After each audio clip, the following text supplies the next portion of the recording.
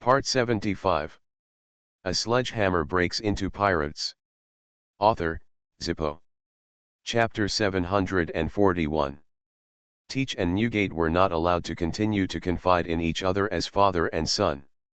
The warring States Marshal suddenly took a step forward, and his aura slowly spread out, seeming to offset Newgate's pressure that hung over Marineford. He put away the phone in his hand and said in a deep voice, "Whitebeard, sure enough, you are still here." Seeing this, Newgate didn't say anything more to Ti-Chi. He turned his eyes slightly and looked at Marshal Warring States. He grinned and said, "Cool la la la la, Warring States, we have to have dozens of them. Haven't seen you for years, right?" "We will never meet again," Marshal of the Warring States period said coldly. He really knows how to talk nonsense. Newgate didn't mind at all. Marshal Warring States did not continue to speak after hearing this. Instead, he stared at Newgate deeply. At the same time, the battleships of Beckman and others also slowly sailed into the port. Just when Beckman's flagship entered the range of Marineford, Marshal Warring States suddenly said in a deep voice, "Fire." As soon as he finished speaking, all the artillery in Marineford seemed to roar at the same time. Thousands of artillery roared, and dense shells were like raindrops, covering the Crescent Harbor. I originally thought there would be some array. Former rap. Newgate and Sengoku exchanged some harsh words or something. However, there was no such thing. The decisive Generalissimo started the war directly. At this time, Neiman, Barrett, Mihawk, Eniro, and others, all entered the shooting range. Neiman moved, and her strong muscles seemed to burst out. Mihawk also slowly raised his arm and grabbed the handle of the black knife he carried behind him. But at this moment, Beckman chuckled and said, "Give the former strongest man some face, okay? Although that guy is old, he still has the power to destroy the world." As soon as Beckman finished speaking, Neiman and others stopped. Sure enough, on the other side, Newgate took action. He threw the Kongyunki in his hand into the air. This famous sword, which ranks as the most great property, started spinning in the air. At the same time, Newgate's body suddenly dropped down, his arms were crossed across his chest, and his two powerful fists brought out the slightest tremor. There is no name for the move. After a little accumulation of energy, Newgate's lowered body straightened up. At the same time, the arms crossed on his chest violently swung out to the left and right. Wherever the fist wind passed, the space was shattered. It obviously didn't hit anything real, but everyone felt that something was broken. The unparalleled trembling power swept out instantly. But soon, it seemed to disappear in this huge Marineford. Just when some guys with low vision were confused and thought what the Whitebeard was up to. In the sky, the countless cannonballs that were falling suddenly exploded out of thin air. Then, the originally calm sea surface became turbulent, and waves spread out in the port one after another. In the sea outside the port, the tide began to pour into Marineford. In the blink of an eye, countless tides and ocean currents mixed together and converged into a huge tsunami, one on the left and the other on the right, pressing towards Marineford with a devastating momentum. Hundreds of thousands of sailors raised their heads in unison, and the lieutenant general and other big bosses looked very calm. But there are still many Navy who are desperate. Is this the strongest man ever? A monster with the power to destroy the world within his body? To be honest, facing a strong man like Newgate, if there is no strong man of the same level as him to restrain him, no matter how many troops he brings, it will be useless. Just like now, Newgate showed off his power and set off such a huge tsunami. If no one took care of the Navy's hundreds of thousands of troops, they would all sink to the bottom of the sea. At the same time, for this kind of top powerhouse, there is also the overlord-colored domineering force known as deterring miscellaneous fish that can be used. Newgate is naturally domineering and domineering. As soon as it is released, all the miscellaneous fish will fall down. But in fact, in such a large-scale war, especially when both sides continuously invest hundreds of thousands of troops. It is rare for anyone to use Overlord's color and domineering force. Because, conceptually speaking, this can be considered a nuclear deterrent. After all, both camps are domineering and domineering. I don't know how many there are in the Navy. I don't know if Garp has it. I can't be sure if there are 3 generals. But Generalissimo Sengoku has a domineering and domineering look. The domineering power known as ruling the world. On the Newgate side, let out a overlord color and knock down all the navy. On the warring states side, also put out a overlord color and knock down all the pirates. Then what?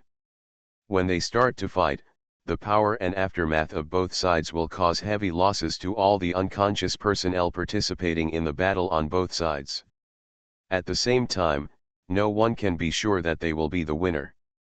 If the battle is lost, none of the subordinates who were stunned by the overlord's domineering energy will be able to escape. Therefore, wars of this scale are generally fought between soldiers and generals. The color of knowledge and the color of armed force can be used casually, but the color of overlord is used casually. Very few people use it. Closer to home, just when this huge tsunami was about to fall and sweep away all Marineford's navy. Sitting on the general's throne, Kuzan sighed slightly and said, "Obviously I am on the last line of defense." Sakazuki was unmoved, but Porisalino smiled and said, "That's really thanks to you." At the same time as his words fell, Kuzan had already stood up. The next moment, he disappeared from the spot, leaving only a string of ice skates on the ground. Then, Porisalino looked up, and sure enough, he saw that Kuzan had already flown into the air, with his arms spread out, aiming at the terrifying tsunamis that were falling on both sides. "Ice Age," Kuzan chuckled softly. The freezing air burst out from his arms and reached the edge of the tsunami in an instant. Then, in the blink of an eye, this extremely terrifying huge tsunami was completely frozen by Kuzan's ability. Like 2 city walls, it protects the left and right sides of Marineford. From this we can also see how powerful Kuzan is. In just one breath, he can freeze a tsunami that can destroy an island. With a little effort, he can even freeze the entire sea area. But that's it. In the original story, he was frozen and unable to catch up with the tiny submarine. "Kuzan, you said you're not an actor?" At the same time, Marshal Sengoku on the execution platform said, "Kuzan, seal the sea area and end the Warhammer pirates' superiority in naval warfare." The Warhammer pirates are all elites, and among the Avalon legions among them, the real elites are all fishmen warriors. Therefore, the Warhammer pirates claim to be invincible in naval battles. In small-scale battles, it's not just once or twice in the New World where pirates and naval forces are held down. Therefore, the warring states marshal was particularly afraid of this kind of naval battle. At this time, Kuzan took action, so he was cruel and directly ordered Kuzan to block the entire sea area, completely blocking the Warhammer pirates' naval combat advantage. "You fishmen can swim in the sea, but you can't swim in the ice, right? Let's fight on land." Kuzan didn't talk nonsense. He just did whatever the marshal said. Originally, he was thinking that since he had taken action, he would test Newgate. Now, he did not do this. He stepped on the moon and his figure was like a cannonball. Kuzan fell directly towards the Sea of Crescent Harbor. Newgate frowned. Although he was not afraid of land battles, he would do whatever the warring states arranged. It would always be beneficial. "Marco," Newgate whispered. Phoenix Marco didn't even think much. As soon as the green flames burned his body, he transformed into a phoenix and flew towards Kuzan at an extremely fast speed. But at this moment, several laser flashes came through the sky. Each shot hit Marco's body accurately. At the same time, it did not penetrate, but directly exploded. This time, Marco's speed was hindered. Beckman raised his eyes and looked in the direction of the laser shot. He saw Porisalino sitting on the general's throne very calmly with his legs crossed. His fingers had just dropped. "The accuracy is pretty good," Beckman smiled. As he finished speaking, Kuzin also landed directly on the sea.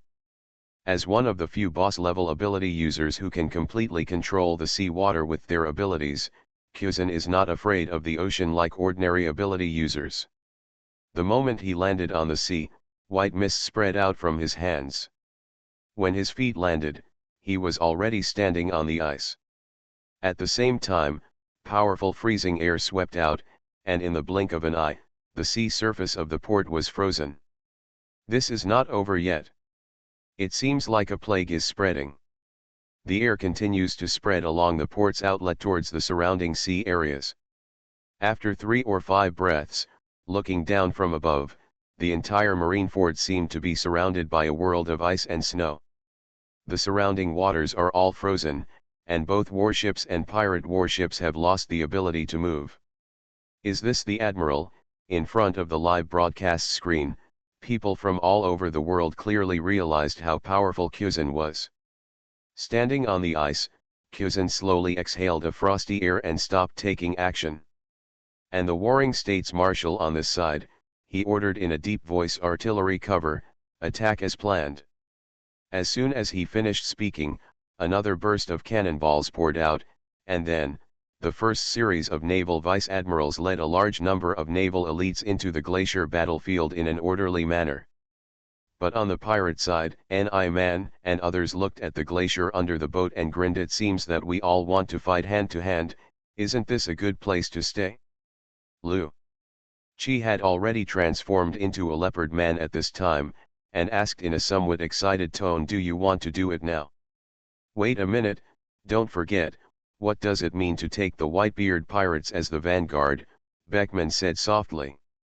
He was looking over at the Moby Dick. Sure enough, the captains of the Whitebeard pirates also shouted and rushed out. At the same time, on the fleet side, the captains belonging to the Whitebeard pirates also acted as if they were on stimulants. They shouted that they wanted to kill the Navy, and jumped off the ship one by one, heading towards the Navy who entered the glacier. Bien killed him. The battle between justice and evil, between Navy and pirates, has officially begun. Newgate naturally discovered that there was not much movement on the Warhammer pirates' side. Only some battleships began to invest troops on the battlefield in accordance with the order of battle. But there was almost no movement among the senior officers of the Warhammer pirates, headed by Beckman. But Newgate didn't care. From the beginning of this war, the Whitebeard pirates were the vanguard. This was something that had already been decided. As the general of the Whitebeard pirates, he did not act rashly. He still stood on the Moby Dick and took an overview of the situation. On the other side, a group of warriors from the Avalon Legion also boarded the glacier and rushed out with the vanguard of the Whitebeard pirates. The leader is none other than Aaron, the pioneering warrior holding the peak-cutting sword. He originally blended into the cotters of the Warhammer pirates, but once a war of this level started, Aaron still applied to be transferred to the Legion, as if it was here that he could find himself again. "I was the first to land on Butter Island, and it should be me."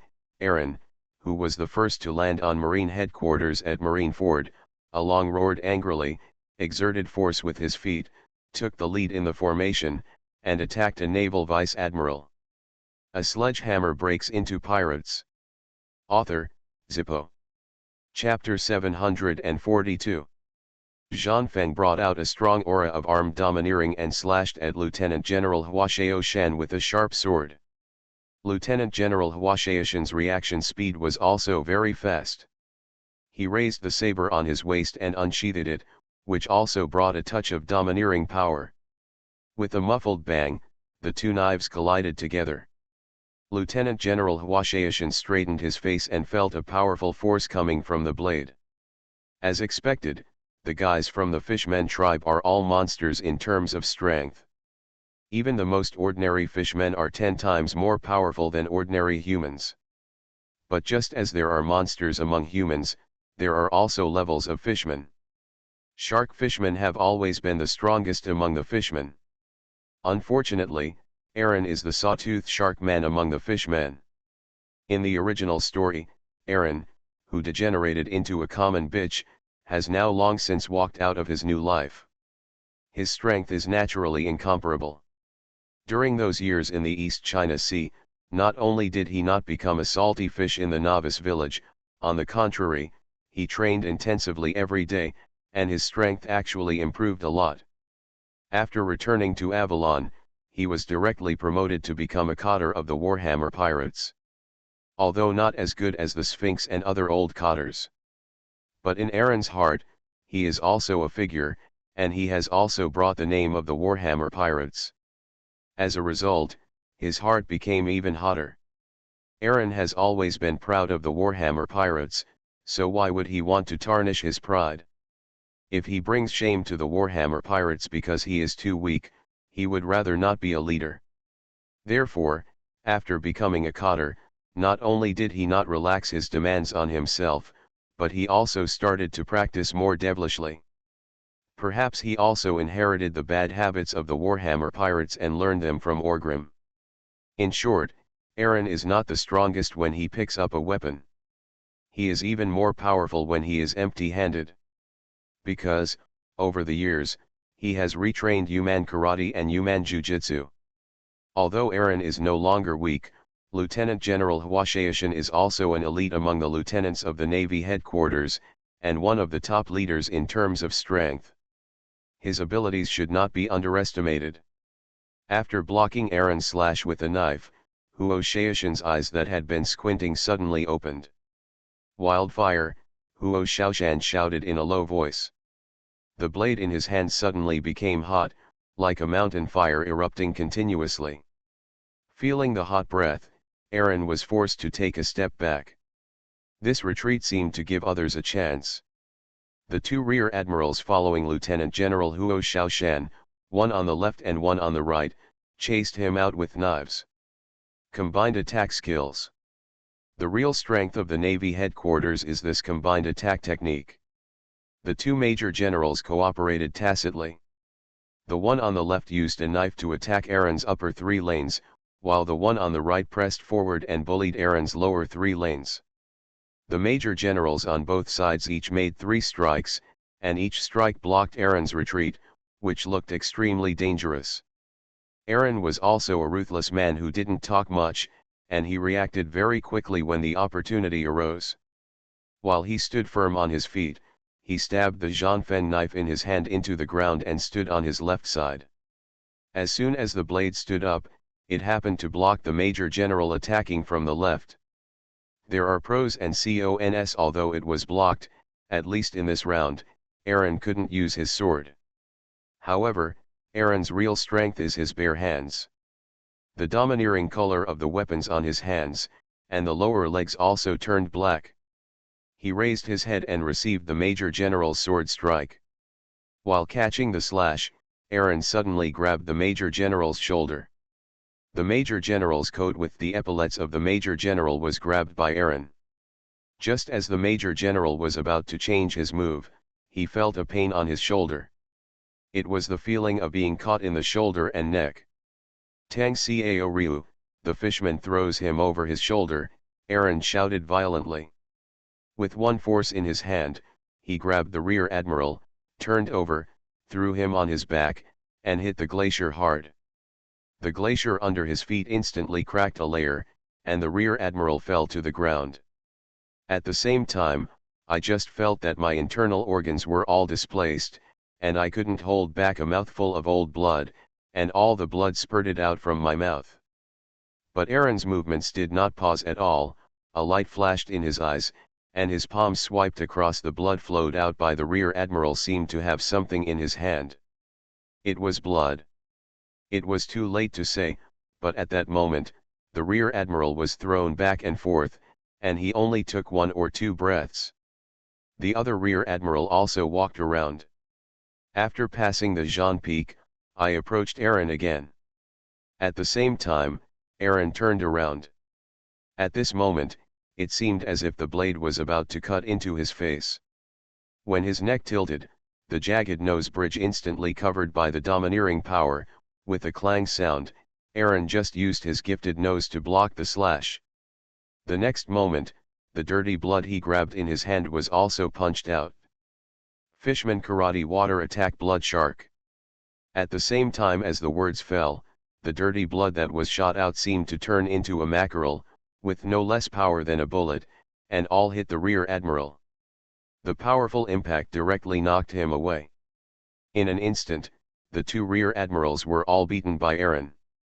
However, at this moment, Aaron felt a pain in his chest, and a black shadow pressed in front of him. A sharp slash, with a fiery breath, he directly slashed Aaron away. Yes, it was Lieutenant General Hwashaishin who took action. Lieutenant General Hwashaishin, who slashed Aaron away with his sword, did not stop. He exerted force with his feet, and the figure burst out with shaved steps. The blade in his hand, it became a little hotter. This is his secret skill. There are some swordsmen who are very good at this secret skill. Even if they are not ability users, they can cut out weird things like flames. For example, Fire Lieutenant General Yama is another example of the Whitebeard pirate's foil sword, Baista. Of course, Baista is a slashing attack with flower petals all over the sky, which is weird and can interfere with the opponent's senses. While pursuing, Lieutenant General Fiery Mountain will be killed in one blow. He spit out the cigar he was holding in his mouth. The moment the cigar landed on the blade, it burned into ashes. One sword style, secret meaning, mountain fire, and ashes kill, Lieutenant General Hwashaishin shouted in a low voice. A cloud of ashes swept up around the blade. The moment he caught up with Aaron's figure, he slashed it down with extremely powerful force. At the same time, Aaron's feet suddenly fell. On the glacier, the strong pressure directly cracked some of the glacier. At this moment, the blade was in front of him, and he couldn't hide away. The distance was too close. But there was a ruthless look in Aaron's eyes. He is a gangster from Fishman Street, and he is a ruthless character who has come out of the meat grinders of war. People like him often dare to risk their lives at critical moments. Domineering plum skin, Aaron shouted violently. The powerful armed domineering energy instantly enveloped his upper body, and he crossed his arms to block his chest. The next second, a powerful slash with ashes directly hit Aaron's arm. Up. The armed domineering charge burst out in an instant. Blocked. It was indeed blocked, but visible to the naked eye, Aaron's domineering charge was being severely pressed down by the veteran Lieutenant General Hwashaishin's domineering force. There is no doubt that in terms of domineering and personal strength alone, Lieutenant General Hwashaishin is stronger. Just as he is in the headquarters, the naval commanders have the same sense of him, gentle, yet powerful. Her attacks are as fierce as mountain fire. Feeling the constant pressure on his arms, Aaron was also thinking about countermeasures. But in this short moment, he couldn't think of anything at all. At this moment, another naval vice admiral rushed over. The blade in his hand was stained with blood, as if he had just killed someone. This man is none other than Lieutenant General Hwashaishin's good friend, Vice Admiral Flying Squirrel of the Navy headquarters. And the Flying Squirrel's target is also very obvious, which is Aaron. Taking advantage of the moment when Lieutenant General Hwashaishin was able to suppress Aaron, he could cut off Aaron's head with a powerful sword. Lieutenant General Hwashaishin was naturally aware of the Flying Squirrel's arrival. He didn't think there was anything wrong with this. Just kidding, this is a war. The war between the Navy and pirates is not a formal battle. Of course, the correct solution is to use the fastest speed and the smallest effort to kill the most enemies. It sounds disgraceful for two lieutenant generals to join forces to bully others, but there is never any glory in war, right? One sword-style Fission, the blade in Lieutenant General Flying Squirrel's hand burst out with sword energy, and he slashed at Aaron's figure. Not good, alarm bells rang in Aaron's heart, but at this moment he couldn't do anything else. He didn't blame the Navy for joining forces. If he had the chance, he wouldn't talk about martial ethics and would join forces to kill the Navy without any psychological pressure at all. Just when Aaron was about to be beheaded by Lieutenant General Flying Squirrel, the situation changed. A petite figure appeared next to Aaron at an extraordinary speed.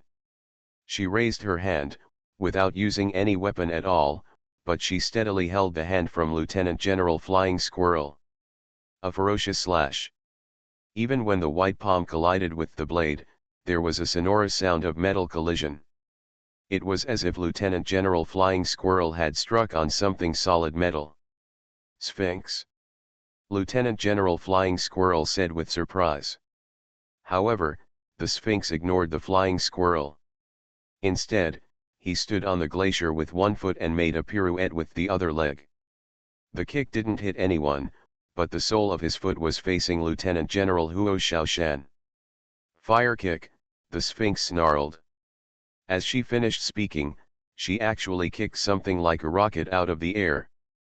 At such a close distance, Lieutenant General Huo Xiaoshan couldn't dodge it. He was directly blown to pieces, and the sturdy figure flew out from the smoke and dust of the explosion. And Aaron seemed to be affected by the aftermath, and was also thrown away. On this battlefield, the two of you teaming up to bully my little brother are too disrespectful to me, right? When the Sphinx's foot fell, he also deflected the Flying Squirrel's slashing attack. Unlike facing a cotter of the Warhammer pirates like Aaron, when facing the Sphinx, the Flying Squirrel, he was extremely vigilant in his heart. Because he knew very well that there was a huge gap in strength between himself and the truly top pirates like Sphinx who had been running rampant in the New World for 20 to 30 years. While Lieutenant General Flying Squirrel was quietly guarding Sphinx, Sphinx didn't say any nonsense. The speed of her hands was so fast that Lieutenant General Flying Squirrel didn't seem to see her movements clearly. The revolver is already in the Sphinx's hand. Bang bang bang bang bang bang. In one breath, several bullets were fired. The Flying Squirrel used his power of seeing and hearing to the extreme. The blade in his hand turned slightly, and at an extremely fast speed, all the bullets shot by the Sphinx at him were knocked away accurately. Combined attack, Lieutenant General Flying Squirrel shouted loudly while knocking away the bullets. Sure enough, several naval generals were seen rushing towards the side at extremely fast speeds, preparing to cooperate with Lieutenant General Flying Squirrel. They can't be defeated. Immediately waved him away without any hesitation, which also proved the decisiveness and wisdom of Lieutenant General Flying Squirrel. On the deck, Beckman reluctantly lit the cigarette in the corner of his mouth, shook his head and said, "I have said that the vanguard is white. The guy from the bearded pirates, the Sphinx, is still so fast. Ha ha ha ha, that's the kind of character she has." When the battle started, she was already very good at suppressing it just now. Seeing that the younger brother she admired the most was about to be killed, naturally she couldn't help it, Neiman said with a smile. "You are listening to novels at Bless Up channel. Wish you happiness and luck. How do you feel about this novel? Please like and leave a comment." A sledgehammer breaks into pirates. Author, Zippo. Chapter 743. The fight between Aaron and the lieutenants was just a very insignificant point in this war. As the naval formations continued to pour into the glacier, a large number of warriors from the Avalon Legion also began to enter the glacier. The fighting of tens of thousands of people started on the glacier in an instant. If you look at it from a high altitude, you can see that the originally blue glacier is now being dyed red bit by bit with blood. The warring States Marshal was still standing on the execution platform. His eyes were constantly scanning every corner of the battlefield. His brows wrinkled from time to time, as if he was thinking about something. Where are people? Where is Hosgarot Orgrim and the others? There's no reason why a large group of senior officers from the Warhammer pirates are here, so he, the captain, shouldn't show up, right? Aren't you afraid that Newgate will trick him? Although there was no evidence, the warring States Marshal had a vague premonition in his heart. Orgrim is already here, lurking in an unknown corner of Marineford. Waiting for the Navy to reveal its flaw, at that moment, he would inevitably open his mouth, reveal his sharp fangs, and bite the Navy's body fiercely. So, where is he? After thinking about it, the Warring States Marshal looked at the sky again. It was still early. It was getting dark at this time, and there was still a long way to go before nightfall. Could it be that Orgrim is waiting until dark to come back? With his unparalleled power in the dark night, he could crush their navy in one go? Marshal of the Warring States period has been thinking about this in his mind, but he still can't figure out the context. Not only was he thinking, Teach was also constantly looking for Orgrim at this moment. Mr. Chewie, where did you promise to save me? Where are you? The battlefield was very chaotic, but it could still be seen that the pirates' offensive was too fierce, and the First Order naval vice-admirals felt that they could no longer hold on. Almost every lieutenant general is fending off the enemy, but there are still elite members of the Whitebeard pirates who are constantly breaking in. Seeing a steady stream of naval forces stepping into the glacier from the square, a strong pirate stopped in his tracks. At this moment, a Navy lieutenant slashed with a knife from the side. This knife could be called quick, accurate, and ruthless, and it hit the strong pirate man's neck directly. However, no blood flowers appeared, and the neck of this strong pirate man was not cut off. On the contrary, what broke was the blade in the Navy lieutenant's hand. His sword seemed to have struck an indestructible diamond. That's right, this strong pirate is none other than Diamond Jose, one of the top masters of the Whitebeard pirates. Stay out of the way, Jose shouted, and swept out with a punch. The powerful fist struck hard and knocked the Navy lieutenant away. Still not moving forward, Jose took a deep breath, and then his waist sank. Punched the glacier at his feet. There was a crisp click, and then, the huge glacier broke into pieces, and Jose's fingers were firmly stuck in the glacier. Drink Jose roared angrily. The huge strength in his body exploded. He saw an ice block as big as 3 or 5 warships, and he just pulled it out of the glacier. Go, Kiyoshi twisted his waist, exerted all his strength, and swung the huge ice block towards the Naval Justice Square in the port. One can imagine how exaggerated his power was. And powerful. At this time, in the square, 2/3 of the navy that has not yet entered the battlefield are standing there neatly. If no one can stop it, Jose's strong man throws the ball. It can probably kill a large number of navy elites. This is really a monster.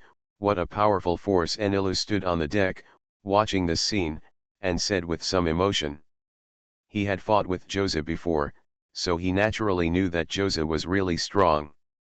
You can't beat him, but his strength can effectively hurt you.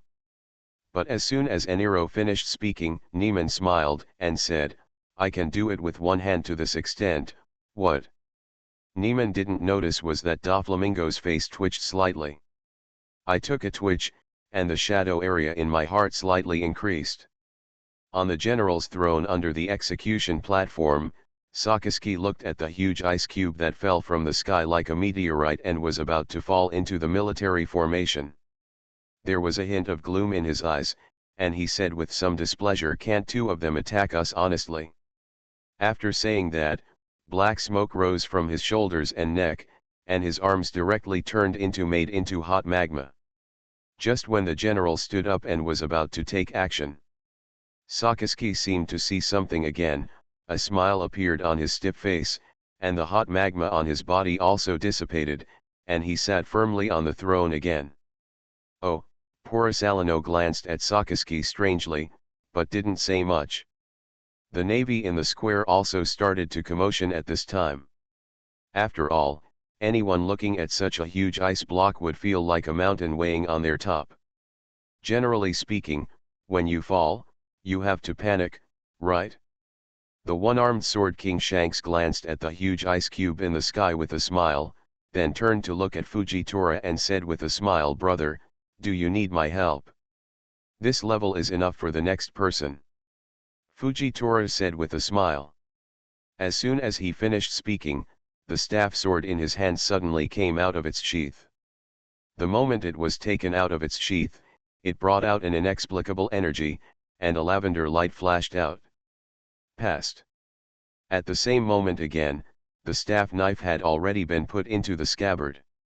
"This ability is really strong," Shanks said with a smile. The moment his voice fell, the huge ice block that was originally falling towards the naval formation suddenly appeared. Freeze in the air. The turbulent downward trend suddenly stopped. It's Lieutenant General Yu Xiao. Some Marines recognized something and cheered quickly. Then, Fujitora smiled and barely moved, but the huge ice block returned to the original path and flew rapidly towards the pirate camp. Fujitora originally wanted to use this ice cube to hit Whitebeard. But after thinking about it, he felt that it didn't make much sense. Whitebeard could definitely block it. Even with just a light punch, he would probably be able to block it. This huge ice cube can be turned into powder. So after changing his mind, Fujitora smiled and moved his fingers slightly, and this huge ice cube was lowered towards the Avalon Legion's battleship sequence that was trapped on the glacier. It was smashed. Newgate naturally saw this scene, but after he saw the ice falling towards the Warhammer pirates, he stopped looking at it. He had no intention of taking action. After all, that there are a lot of ruthless characters around. On the deck, Neiman said with a smile, "Although we have always wanted to postpone, it seems that there are always people who like to cause trouble for us." Mihawk asked softly, "Who's coming?" "After all, you can't really watch this ice block smash into your own fleet, right?" Enelu took a step forward and was about to speak when Neiman pressed his shoulders and said, "I'll do it." "Okay, Lady Neiman," Enel said with a smile. When Doflamingo saw this, he covered his head again. "There is a violent wife at home, and she is stronger than me. What should I do?" "Wait online," it was quite urgent. Neiman exerted force with her feet, and her figure jumped directly into the air, flying up towards the huge ice block. It seemed that there were no special moves to use, it was just a leaping and punching gesture. Muscle explosion. Neiman suddenly let out a low drink just as she was about to hit the ice. Then, her arms stretched back suddenly exploded with strong muscles. Even the strength of the arms was stronger than her waist is a little thicker. Local, muscle explosion. The next moment, Neiman punched the huge ice block. Visible to the naked eye, this huge ice block falling from the sky with strong kinetic energy was hit by this punch and stopped for a moment. Then, Neiman's crisp voice came out again. "Crushing blow." The moment her voice fell, the powerful force turned into an impact, and spread from her fist to the ice in an instant. Layer by layer, step by step. It was not like the ice cube was broken as expected. It looked like countless pieces. On the contrary, from the place where the fist fell, this huge ice block began to turn into ice crystal powder, like falling snow, and was completely annihilated.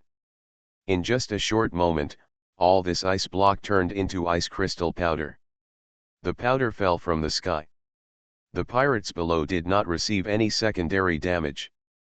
They only felt that there was more refreshing powder in the air.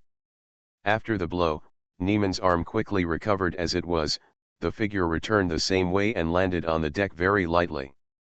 She moved her wrists slightly and said, "How is it? Awesome, right?"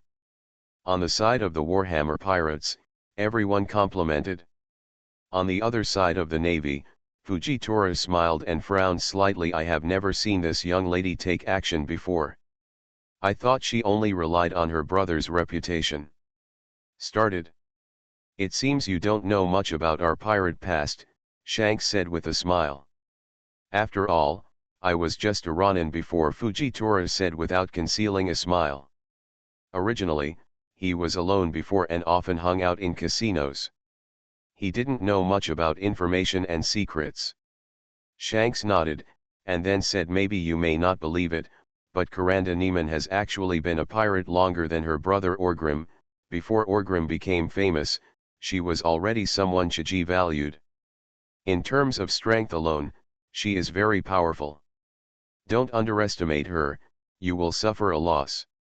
Thank you, Lord Shanks, for the reminder. Fujitora smiled and nodded. But after a blink of an eye, he withdrew his gaze towards Neiman, and instead looked at the battle situation on the glacier. I can't stand it anymore, Fujitora smiled and said softly. Judging from the cutting-edge combat power, the Navy did not invest any strong combat power on the glacier, and the various lieutenant generals were somewhat unable to withstand the fierce attack from the pirates. At this moment, Senior Staff Officer Ahe said support. When she finished speaking, it seemed that the warring States Marshal had also made a judgment on this, and said in a deep voice, the giant troops and the second sequence are entering the battlefield to provide support. First sequence. Then, the giant vice admirals in the Navy all started to move. Fujitora smiled and other Navy bosses in the second line also took action. Tens of thousands of Navy troops began to join the battlefield again. The glacier seems to have turned into a meat grinder of war, swallowing up the lives of good and evil every moment. People all over the world watching the live broadcast of this war seemed to be shocked by this cruel battlefield, and they were silent. A sledgehammer breaks into pirates. Author, Zippo. Chapter 744. Euler, a giant Navy vice admiral, threw his battle axe at the glacier. When the axe fell, he smashed the three pirates into a pulp. At the same time, the powerful kinetic energy impacted on the glacier, covering a 10-meter radius. Several meters of glacier were all exploded, and more than a dozen pirates were thrown away by the force of the shock. With a backhand, he pulled the huge battle axe out of the glacier. The lieutenant general of the giant clan, he kicked out violently and kicked several pirates away. The warriors of the giant tribe have always been known as the strongest fighting nation on the sea. The entire country of giants is actually a huge tribal alliance. They among them, the strongest, best at fighting, bravest, and most savage group of people are called the Elbaf giants. However, most of the giants in the Navy are not the giants from Elbaf. On the contrary, like Sorrow back then, he is a moderate giant. However, even if he is a moderate giant, he is still extremely powerful when he takes action. Especially in the military formation, a giant often initiates an attack. Charge can sweep away thousands of armies. This is why the country of giants is known as the strongest kingdom in the world. Because every adult giant in their country, at least in terms of physical strength, has a navy. The strength of this department is at the level of lieutenant general. If you think about how strong they are in terms of countries. Once, Orgrim also wanted to get the power of the giants like Charlotte Lingling. But Charlotte Lingling failed. She had a big rift with the giants of Elbaf because of her childhood past, so the giants hated her. Orgrim also failed, but the giants did not hate Orgrim. On the contrary, there is also some interconnected friendship between them. There are many giants in Avalon. But Orgrim wants to achieve a relationship with the giants similar to that of Murloc Island, but he has never been able to do so. The giants, the country seems to understand what their power can bring, so they have always maintained absolute independence and limited neutrality. They will not join the world government, and they will not join the pirates either. Taking the giant lieutenant general as the vanguard, the Navy's military formation quickly launched a counter-attack on the glacier. The momentum that had been suppressed by the pirates just erupted. A large knife more than 20 meters long fell hard. It was obviously a knife, but it was still suppressed by the pirates. The giant lieutenant general used the feeling of a blunt weapon. When the knife fell, the glacier was smashed, and more than 10 pirates were left wondering whether they were alive or dead. As soon as the giant lieutenant general picked up the sword again, he saw a strong man rose into the air and bumped into him. In terms of size, the strong man was not as big as his fist. But after recognizing this man at a glance, the giant's lieutenant general was not at all aware of it. Don't dare to underestimate him, because this person is Diamond Josie who just threw such a huge ice cube. However, the giants have always been brave, and they are also full of confidence in their own strength. "Get out of here," the giant lieutenant general shouted loudly and punched Josie. Two powerful forces exploded instantly. Then, the giant lieutenant general's expression was painful, and his finger bones were broken. Josie's the hard body was like a cannonball, directly breaking the phalanges of the giant lieutenant general. The next second, Josie reached out and grabbed the giant lieutenant general's fist, and used his strength to stand on it. He had no time to retract his arm. Then, the figure jumped into the air again, and a seemingly small left hook hit the head of the giant lieutenant general hard. That figure was even bigger than Josie's figure. Bay's head shook suddenly, and it seemed that he could hear the clear crisp sound of violent twisting of the cervical vertebrae. Looking again at this moment, the giant lieutenant general's eyes had turned white, and he seemed to have lost consciousness. His huge body moved backwards. "Fall down." "But that's all," Josie said very calmly. But just when he thought that this giant member would fall hard on the glacier, the huge body paused. It was as if someone was supporting him from behind. The same thing. Then, he tilted to the left, lying on the glacier lightly, and passed out. Jaws, who was falling from the sky, also saw the figure behind the giant general. Although there was no giant, he is as tall as the tribe, but he looks extraordinary. He must be 6 or 7 meters tall, wearing black and white clothes with unique patterns, and mottled bear paw patterns printed on the pants. He wears a bear-eared hat on his head. There is a pair of glasses on the bridge of his nose, but his pupils are not visible. He is holding a Bible in his hand, and his whole person looks very cold, as if he is not alive. The person who comes is none other than King Shishibukai tyrant Bartholomew Bear. A flash of light flashed in his eyes. Josie exerted force in the air. As his figure fell, he punched Bartholomew Bear. Although at this time, Bartholomew Bear's self-consciousness seems to have been wiped out. But I have to say that Dr. Vegapunk's technology is really amazing. Bartholomew Bear's fighting skills, instincts, and even experience have all been completely preserved. Come down. In fact, because he was stripped of his self-consciousness, he became purer and his fighting power was stronger.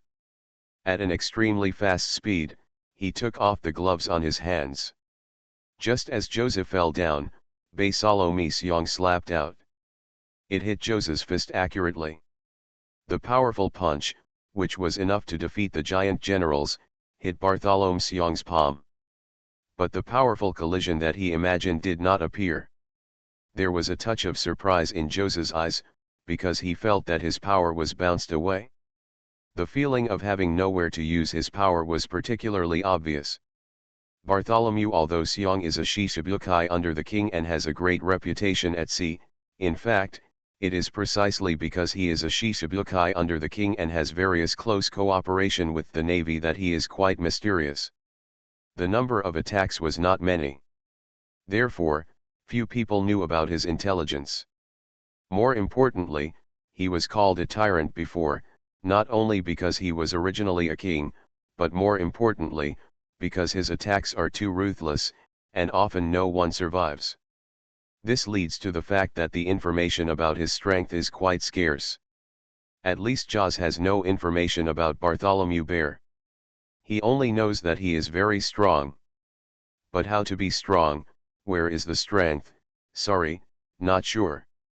Taking Joseph's iron fist with one palm, Bartholomew Bear opened his mouth and spat out a laser beam. Fortunately, Kiyozi's body was strong enough, and with his ability, he was able to receive a laser shot without any damage. However, he was also hit hard and fell to the ground. As soon as he stood up, Bartholomew Bear struck him down with a slap. Without giving it much thought, with Joseph's fighting instinct, he immediately activated his ability, exerted force on his feet, pressed down on the ground, and prepared to resist the blow.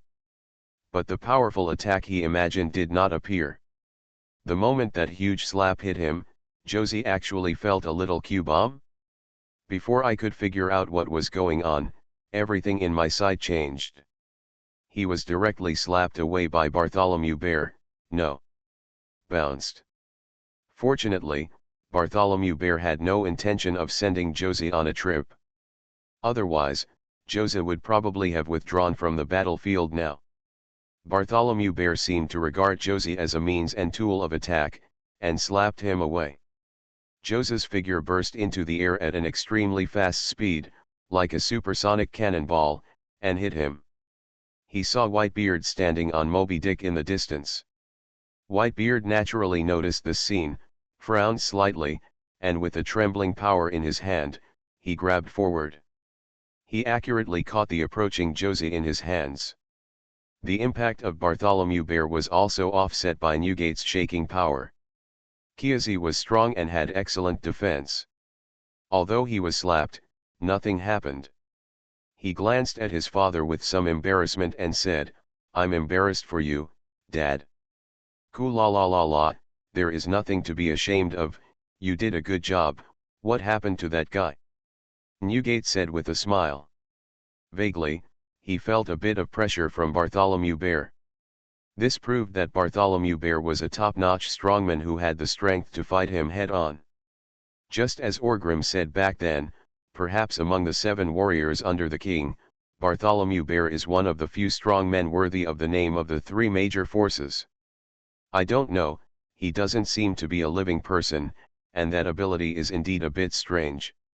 My power seemed to be bounced when I hit him. The blow just now was not that I was knocked away by a powerful force, but by an inexplicable ability, Josie said quickly. Yeah, Newgate nodded slightly, and then said that guy is very strong. After Bartholomew Bear beat Josie away, he didn't go straight in and attacked Whitebeard directly. On the contrary, he followed the battle procedures and steadily moved forward step by step. Whether it was a long-famous big pirate or a small group of minions, he would take care of anyone who stood in front of him. In just a short moment, he broke into the enemy's territory with overwhelming force.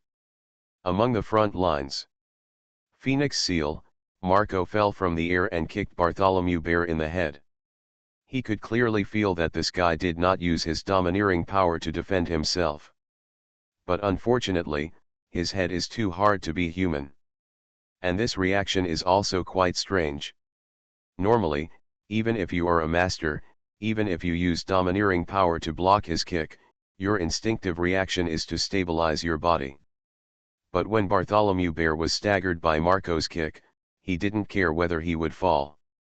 Instead, he fired 2 lasers with his backhand. It pierced Marco's head directly. And at the moment when Bartholomew Bear was about to fall to the ground, he gently patted his chest with his palm. Then, the huge figure that was supposed to hit the glacier suddenly disappeared. Marco was also reborn from the ashes at this time. He saw the scene with his own eyes, and there was a sense of surprise in his eyes. "Teleport," Marco said with a startled anger. At the same time, he instinctively felt something bad. He waved his arms, and the figure accelerated and pulled upward. Sure enough, Bartholomew Bear appeared at some point. Behind him, a palm covered it from top to bottom. It was empty. The palm pressed on the glacier, trembling slightly. When he raised his arm, Marco saw that there were prints on the glacier.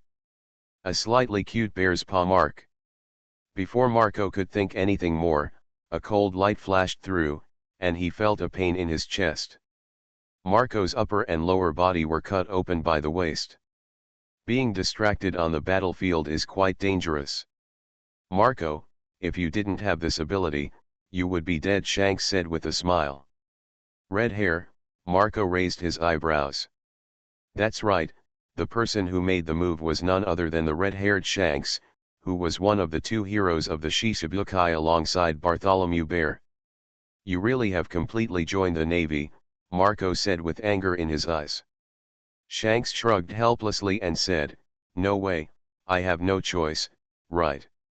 While the 2 were talking, the Warhammer pirates were standing in the distance. Mihawk's eyes flashed with a sharp look, and his gaze was fixed on the red-haired Shanks. "He is back," Mihawk said softly. "What's back?" Doflamingo asked strangely. "Red-haired Shanks, he is stronger than before," Mihawk said in a very serious tone. As the words fell, Mihawk grabbed the black knife on his back and said in a deep voice, "I'm going to go." Sure enough, it is completely impossible for these lunatics from the Warhammer Pirates to be delayed. A sledgehammer breaks into pirates. Author, Zippo. Chapter 745. As he finished speaking, Mihawk pulled out the black knife behind him. The cold light suddenly appeared, and the fierce murderous aura instantly overflowed from the body of the first swordsman, even making the friends around him take a step back. It has been many years, and Mihawk has not found this feeling. A swordsman worthy of a fight? He originally thought that Shank's strength would be greatly reduced if he broke an arm. But I didn't expect that this guy was really no ordinary person. He could make his sword even sharper from the hardships. Unlike Andrest's fancy sword skills, Mihawk has already entered a higher level. There were no fancy things in his move at all. He took a step forward suddenly, and when his footsteps fell, he unleashed his energy from his body and executed a very sharp and simple slash. A few hundred meters away, the swift slash flew out. A rear admiral had just cut off a pirate's head with a sword, and was about to continue his crusade against the pirates. Just look at a slash, roaring towards him. The powerful aura carried by that slash deprived him of his mind in an instant. When he came back to his senses, he felt a sharp pain in his arm. When he looked down, he saw that his arm holding the knife was broken at the shoulder level. "Aha!" the rear admiral screamed in pain and knelt on the ground. At the same time, a pirate not far away was holding a machete. He seized this opportunity and chopped off the rear admiral's head with one blow.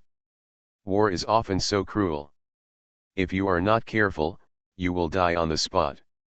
White mist, white fist, a line of white smoke emerged, directly entangling the pirate who killed the rear admiral of the Navy headquarters. The next second, Smoker's figure condensed out of the white smoke, without holding anything back at all. The sea tower inlaid with Shi's 10 hands hit the pirate's head hard. The skull was shattered, and white and red splattered all over the floor. White Hunter Smoker. He glanced at his dead fellow Major General, with a touch of sadness in his eyes. However, the battlefield has always been like this. The colleagues fighting side by side one second may be dead the next second. It's too late, but it's soon. From the time Mihawk took action until now, it only took 3 or 5 breaths. Smoker had just regained his composure, but he had not yet taken any action. Just as he saw a black shadow coming from a distance, he instinctively made a move to parry, but the black shadow passed by him. Only then did he realize that the figure was the world's greatest swordsman, Joracole Mihawk. The speed was so fast that he couldn't keep up. If Mihawk had the intention to kill him at that moment, would he be already dead? However, fortunately, Mihawk did not have such thoughts. He did have a strong murderous aura constantly exuding from his body, but this murderous aura had no intention of giving it to others. In his eyes, Shanks was the only one at this moment. Shanks also reacted very quickly. Just as he was about to talk to Marco, he saw a powerful slash coming from a distance. Mihawk, Shanks was stunned for a moment. Did he really not expect that Mihawk would take action like this? Looking at the situation just now, the Warhammer pirates were obviously postponed. However, there was nothing to think about. I really want to fight Mihawk. A collision from a top swordsman. The famous sword griffin hung on his waist, as elegant as a griffin, was pulled out by Shanks. "Drink," Shanks shouted loudly. He accurately blocked the slashing attack from a distance. But this slashing attack seemed to have condensed Mihawk's energy, and it refused to break up.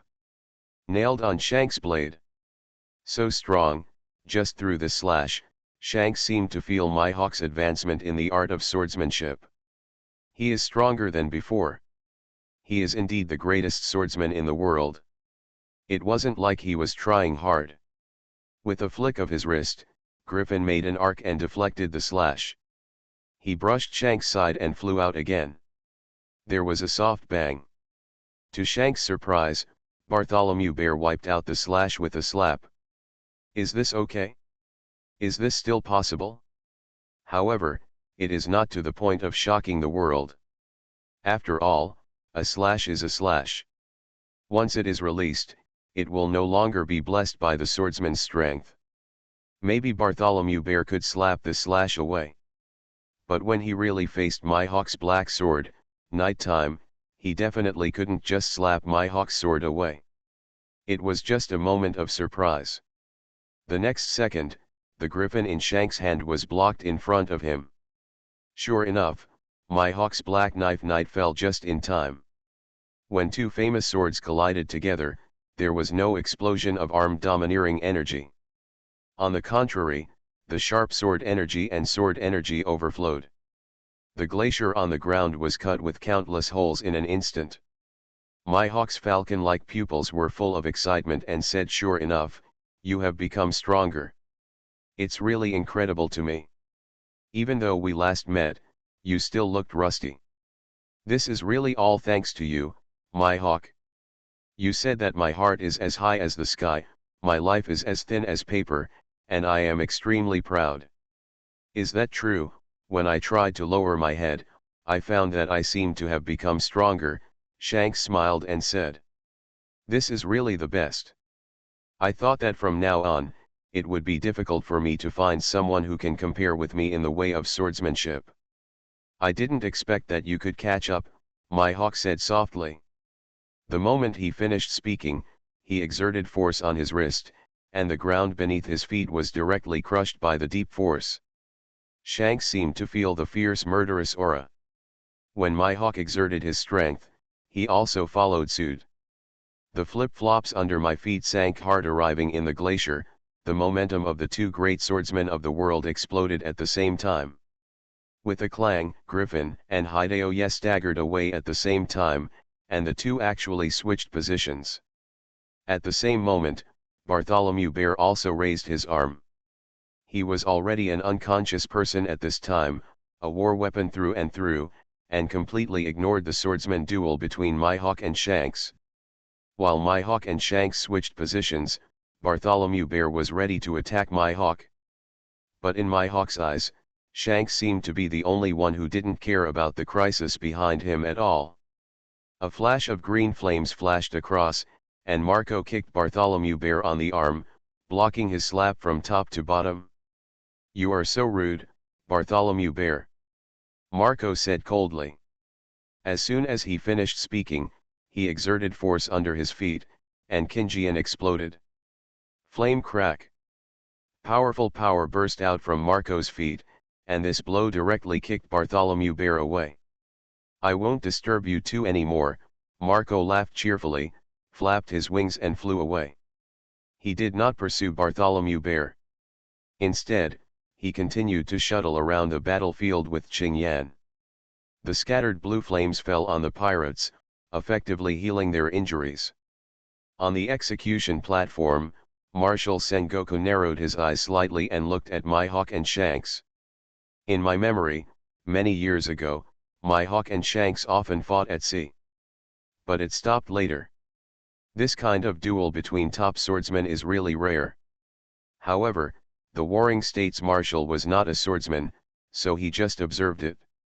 It can still work to some extent, so that's fine," the Warring States Marshal murmured softly. Even if Shanks performed well, in fact, Marshal Sengoku still didn't trust him. But for his strong strength and the Navy's war-winning rate, he was still assigned to the war. So far, it's pretty good. At least he attracted an equally troublesome guy in Mihawk. It can be regarded as destroying the opponent's top combat power. This is enough. For the Navy, it is a sure profit. At the same time, Jun's eyes were also fixed on the fierce duel between Mihawk and Shanks, watching the slashes constantly overflowing, the fierce murderous aura and the swordsman's unique edge. Flashing. Jun felt a little moved in his heart. The Jinpai hanging around her waist trembled slightly and neighed with excitement. Call, Jun slowly exhaled a puff of smoke and said softly, if I had known better, I would have changed the order with Yu Xiao. Ha ha ha ha ha, don't you want to target Orgrim? Carp laughed. Jorakol Mihawk is also a man worth fighting. No, to me, he should be an opponent worthy of challenging in Kendo, Jun said softly. Even on the Shamboard Islands, Jun seemed to have been suppressed by Mihawk's apprentice, and dressed, with sword skills. But that was indeed just sword skills. That's it? If we really talk about Kendo, how could Jun be so good? Even if a swordsman is not her first job. Similarly, watching the earth-shattering showdown between Mihawk and Shanks, the flying Jean a powerful aura that cut off the huge glacial tsunami. Standing on the Moby Dick, Newgate also had a look of reminiscence in his eyes. It was probably more than 10 years ago, right? I often see news about the fight between these two brats in the newspaper. In a flash, it seems like it was still the same thing 2 days ago, but more than 10 years have passed. I am indeed old. But looking at this scene, for some reason, Newgate felt that the long dormant blood in his body was burning. La. Being able to gather 9 out of 10 of the world's top experts here, even if you die here, it feels like your life is worth it. Orgrim, you bastard, where are you hiding? Newgate laughed and thought in his heart. At this moment, the sky and the earth changed color. A dragon's roar resounded throughout Marineford. Over Marineford, where the sky was originally clear and cloudless, thick clouds appeared out of thin air, and then, quickly lowered it. Oh! Come yet, Newgate raised his eyelids slightly and looked into the air. Faintly, there seemed to be a ferocious and mighty dragon, wandering in the clouds, looming. There is no doubt that the person coming is the one who is known as the strongest in the 3 realms of sea, land, and air. Biological beasts Kaido. Really, the madman will definitely come. Marshal of the Warring States period said with a heavy heart. Mew ha ha ha ha ha ha, it seems that I am not too late. Old man, haven't you taken action yet? Kaido's dragon head poked out from the clouds and looked at Newgate. Newgate grinned, his crescent-like white beard trembled twice, and laughed. When have you ever seen 2 armies? The general is in such a hurry to enter the match. General? Isn't the general the wise brother of Orgrim? Kaido's dragon eye swept over Marineford. But he couldn't find Orgrim. Who knows where that bastard went, Newgate said with a smile. Well, that's all. Today is really an exciting day. I'll be your pioneer for the first time in a long time, old man. Kaido saw that he couldn't find Orgrim, and he didn't worry about anything anymore. As soon as he finished speaking, he took a deep breath, and the hot air flowed out from the corner of his mouth. Hot breath! Kaido shouted loudly. A burst of hot breath fell from the sky and hit the Marineford naval fortress with the word justice written on it. Don't be too proud, Kaido. Sakazuki stood up suddenly and cursed angrily. The military uniform and cloak of justice on his body immediately burned and instantly turned into hot lava. Big fire, Sakazuki shouted loudly and punched the heat in the air. The hot and violent magma came out of his hand. In a moment, it was as majestic as a mountain eruption. Enter Naval Headquarters. Admiral Akainu. Sakazuki. You are listening to Novels at Bless Up channel. Wish you happiness and luck. How do you feel about this novel? Please like and leave a comment. A sledgehammer breaks into pirates. Author, Zippo. Chapter 746. A splash of blood exploded on his shoulder, but his powerful armed domineering force failed to block the bullet. Lieutenant General Flying Squirrel was now pale, with several wounds on his body bleeding.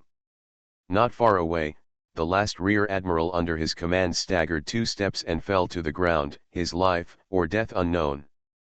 Lieutenant General Hwashaishan was right behind him, already unconscious. All parts of his body were scorched black. There was no doubt that the Lieutenant General also experienced a hard battle and finally exhausted himself. At this time, the flying squirrel felt a little desperate in his heart. Sure enough, it was still too strong, and they couldn't defeat that violent loli. The 5 fingers emitted black smoke, like the muzzle of a gun that had just stopped. The Sphinx's ponytail flutters in the wind behind her. She liked this feeling, the noise and roar of the battlefield. Every moment, there are roaring guns and smoke, and countless people are fighting bloody battles here. It seems that only here, on this kind of battlefield, can the blood that is always running and restless in her body freely vent its power. Ha ha ha ha, it's really good. Sure enough, I was born for this place, Sphinx laughed and said. After she finished speaking, she stared at Lieutenant General Flying Squirrel, and said with a grin, "What a pity, you are too weak. On this kind of battlefield, the weak are really sadness will be minced bit by this meat grinder called war." Listening to Sphinx's words, Lieutenant General Flying Squirrel slowly suppressed the despair in his heart. With a look of determination in his eyes, he said in a deep voice, "Maybe, but even death is nothing to be afraid of. What is terrible is always the collapse of faith. This battle has filled our Navy with, I believe that, as the Vice Admiral of the Navy headquarters, I, Flying Squirrel, will carry out justice here without any regrets even if I die." The moment Lieutenant General Flying Squirrel finished speaking, his aura of armed domineering became stronger again, and he stepped on it. The figure that was originally a little weak seemed to burst out with new strength with its own belief in implementing justice. When the knife fell, the Sphinx's eyes glowed with scarlet light, and he raised his hand to block it.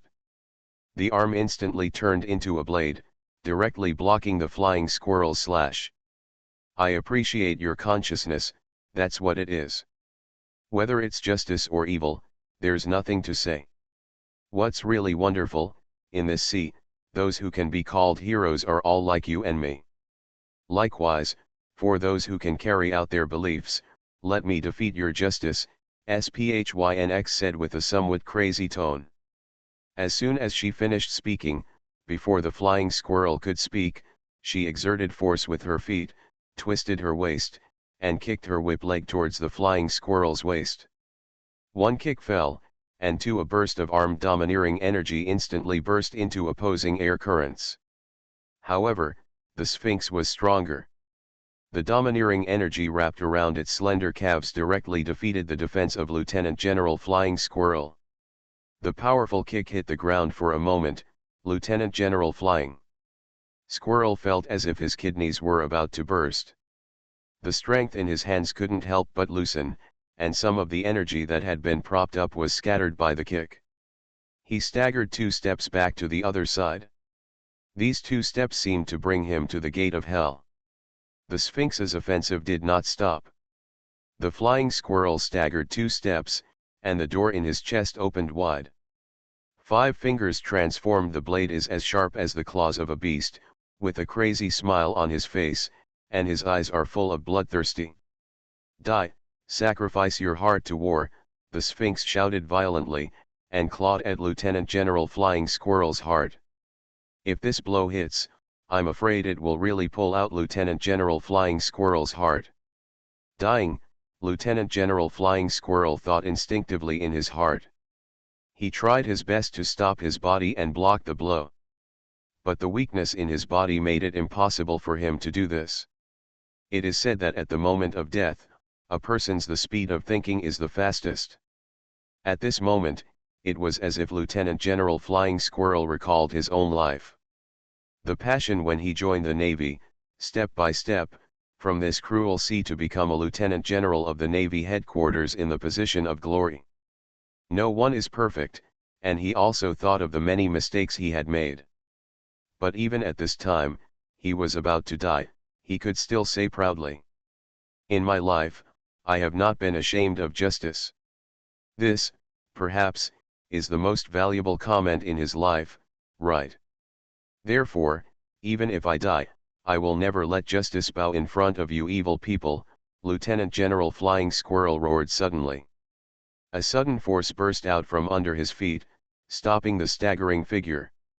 He didn't even care about the Sphinx's claw attack that was about to take out his heart. Instead, he twisted his wrist, and the last domineering energy in his body was all over his body. Used it on the knife in his hand. Although he is dead, justice will never bow. Go ahead, my life, Lieutenant General Flying Squirrel roared, as if he was using all his strength to unleash the last splendor of his life. At this moment, the domineering energy on his blade changed, and there was a faint feeling of breakthrough. That was the second phase of domineering energy. The prototype. Sure enough, the battle of life and death can best stimulate human potential. Vice Admiral Flying Squirrel is a veteran elite Navy of the Navy headquarters. In the past 20 years, he has also been fighting step by step from the era of great pirates to the Navy. He is in the position of Lieutenant General. Perhaps he is limited by his talent, or some other messy reasons. In short, he has not had a breakthrough in strength for a long time. But he has to admit that his accumulation is quite heavy, and at this moment of life and death, the knowledge he accumulated over the years finally allowed him to break through this hole. Lieutenant General Flying Squirrel could feel that he had pried open the door to the true power. He felt a little relieved. Sure enough, he wanted to do it too. A man who can do it? However, that's where it ends. But his life can be said to be one without any regrets. The Sphinx naturally also noticed the changes in the flying squirrel. The power brought out by the sword was probably the final decision of a lieutenant general. But she still didn't stop. This was a battlefield. A spiked shield suddenly grew out of the shoulder blade, which was able to resist the flying squirrel's slashing attack. Then, with a domineering claw strike, it struck hard at the flying squirrel's heart. But just when life and death were decided, an inexplicable power enveloped the two of them. The flying squirrel was fine, but the Sphinx was under great pressure. And Lieutenant General Flying Squirrel, who shouldn't have been able to dodge his attack, suddenly slid back as if he was being controlled by someone. The glacier under my feet shattered instantly, as if I was under a waterfall. My whole body was enveloped and suppressed by invisible power. Bad gambler, with a ferocious look on her face, the Sphinx resisted this invisible pressure and looked to the other side. Sure enough, the one who blocked her was none other than G-5's new leader, Fujitora Isho. Mr. Sphinx, I haven't seen you for a long time. Just wanting to take out someone else's heart is not what a lady should do, Fujitora smiled and said softly. However, his eyes were very serious and his expression was very serious. His fingers were pressed against the handle of the staff and the sword, and he did not dare to relax at all. Because he knew very well that what he was facing was not some little Lolita, nor was he the wealthy gambler who fought with him until dawn in the casino. But a truly ferocious beast. It was as if the decisive blow had emptied the spirit of Lieutenant General Flying Squirrel. He was obviously not hit by the Sphinx, but at this time Lieutenant General Flying Squirrel just took a breath, and his eyesight went dark, and there was a movement under his feet. So weak, he fell on the glacier and passed out. The invisible power emanating from Fujitora Yaisuke slowly enveloped several unconscious admirals around him, including Vice Admiral Huo Xiaoshan, and then sent them to the sky. He probably flew towards the rear of the military formation in the square, right? You bastard, are you here specifically to spoil my good deeds? As if the Sphinx had adapted to the strong gravity exerted on its body, it took a step towards Fujitora Yuxiao. The moment the seemingly light step fell, the glacier collapsed. No, I'm just practice your justice. Fujitora smiled and slowly unsheathed the staff and sword a fingernail's distance away. The Sphinx's eyes were filled with a scarlet look, and the aura on his body continued to rise. In Fujitora's sight with a smile, as if watching her transform into a ferocious tiger. The twin ponytails that were originally hanging on the back of her head also floated with the momentum. What surprised Fujitora even more was that he suddenly discovered that, every hair of the Sphinx seems to have turned into a slender blade. At this moment, the color of the sky and the earth changed, and the roar of dragons resounded throughout Marineford. Kaido appeared and hit the Fortress of Justice with a breath of heat. General Sakazuki took action, and the hot and violent magma crashed into the hot air in the air like a volcano erupting. The unparalleled explosive power destroyed Kaido's heat breath in one breath, but the magma fist as big as a warship also exploded in the air. As bright as fireworks, but with extremely lethal power, it fell from the sky. Not good, Fujitora smiled and was shocked. Sakazuki had covered the entire battlefield. He might not care about the casualties on both sides, but Fujitora smiled and was not so cruel.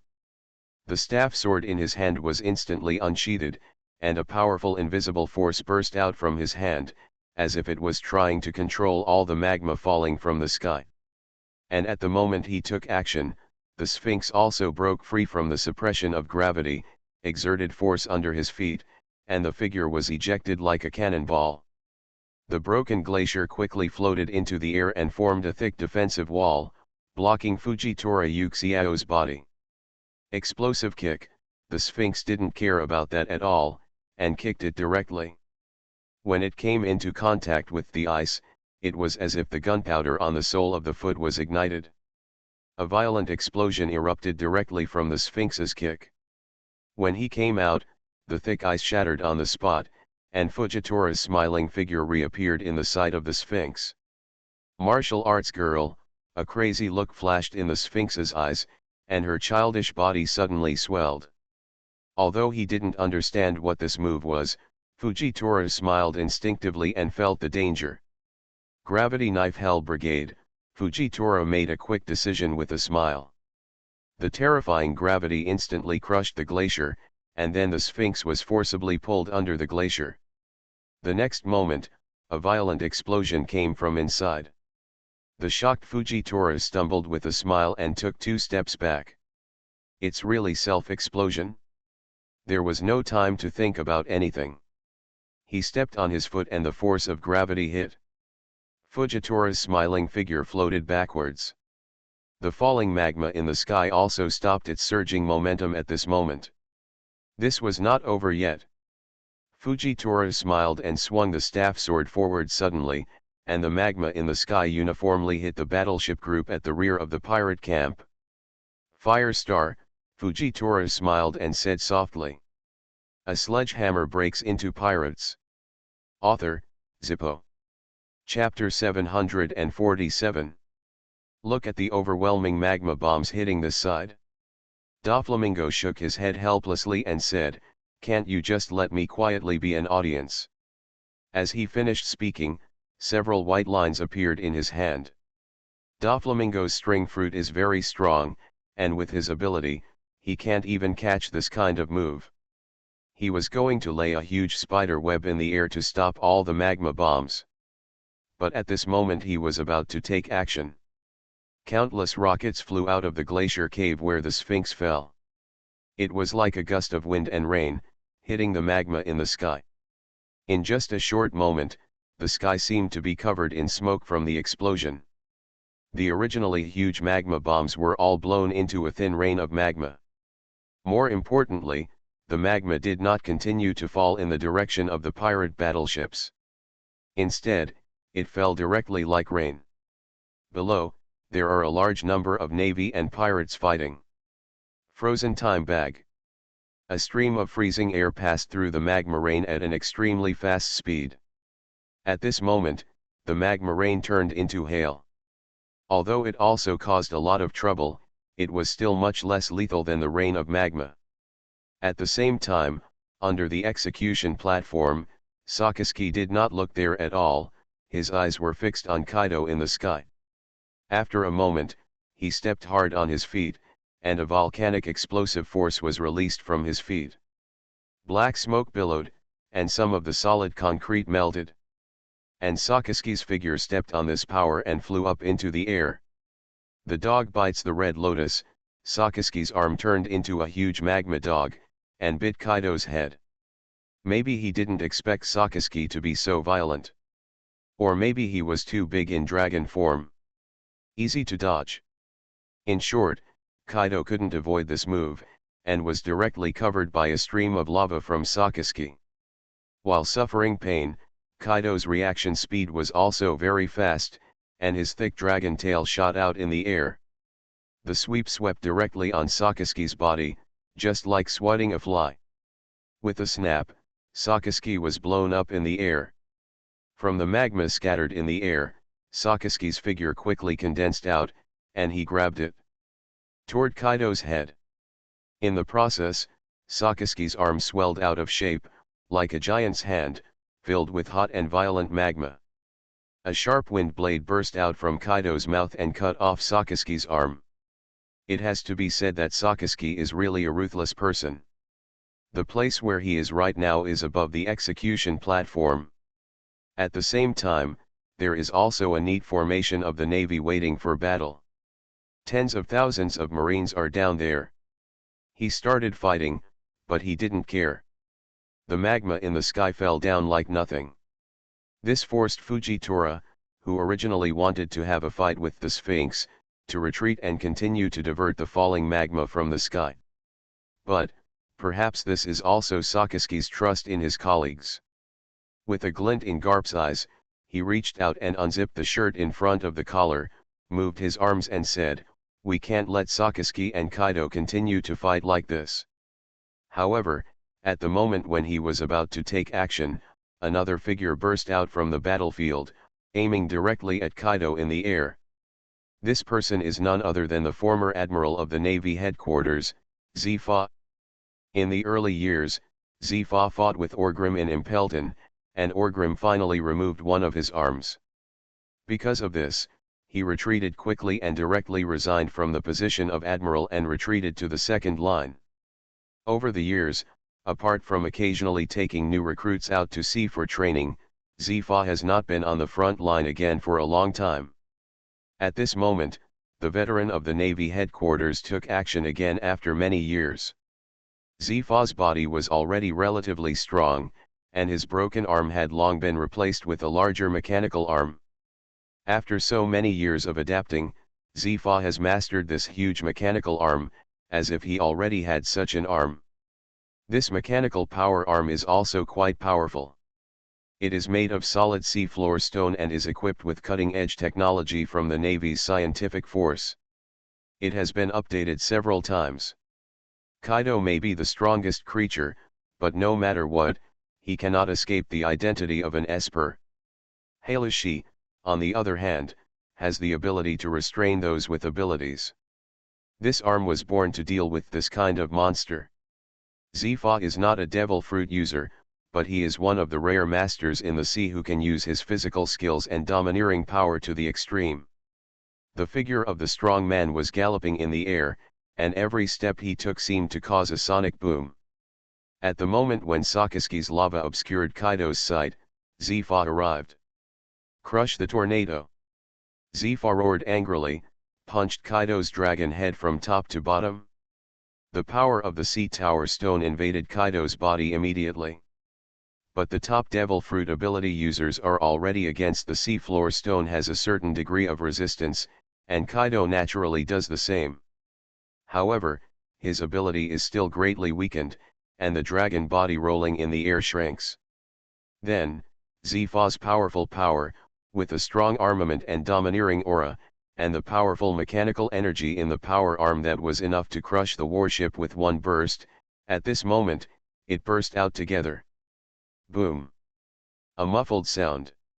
It seemed to suppress the noise throughout Marineford. A strong wave of air was set off and spread out from Kaido's dragon head. This blow was beyond Kaido's expectation. He never expected that Sci-fi, who had been retired for so many years, could still deliver such a punch at his peak strength. And at this moment, Sakazuki also struck with a heavy magma fist from bottom to top, hitting Kaido on the chin. In tacit agreement with teacher Sci-fi, he launched an up and down attack. Two powerful forces, one on the Tianling Gai and one on the chin, hit Kaido dizzy. But he also knew that facing this situation, continuing to use such a huge body would undoubtedly cause trouble for himself. So I came into contact with the dragon form right away.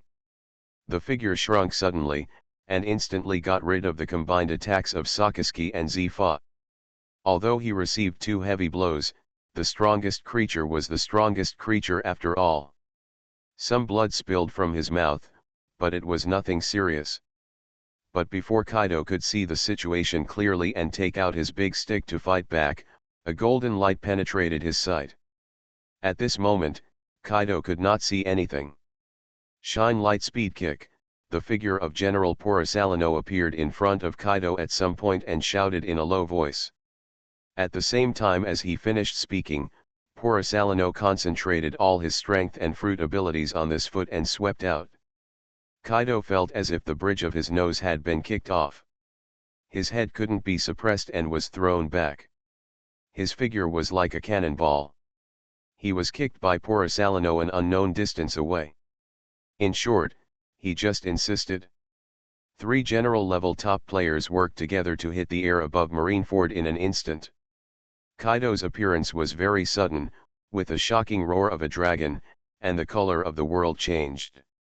Then, he came riding on the wind and clouds, and announced his appearance with a breath of hot breath. As a result, he exited faster, without even saying a few words.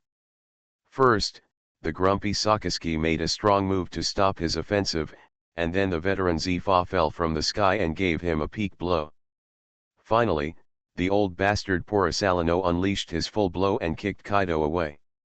Everyone in Marineford who paid attention here was stunned. There was also a hint of fear in Whitebeard's eyes.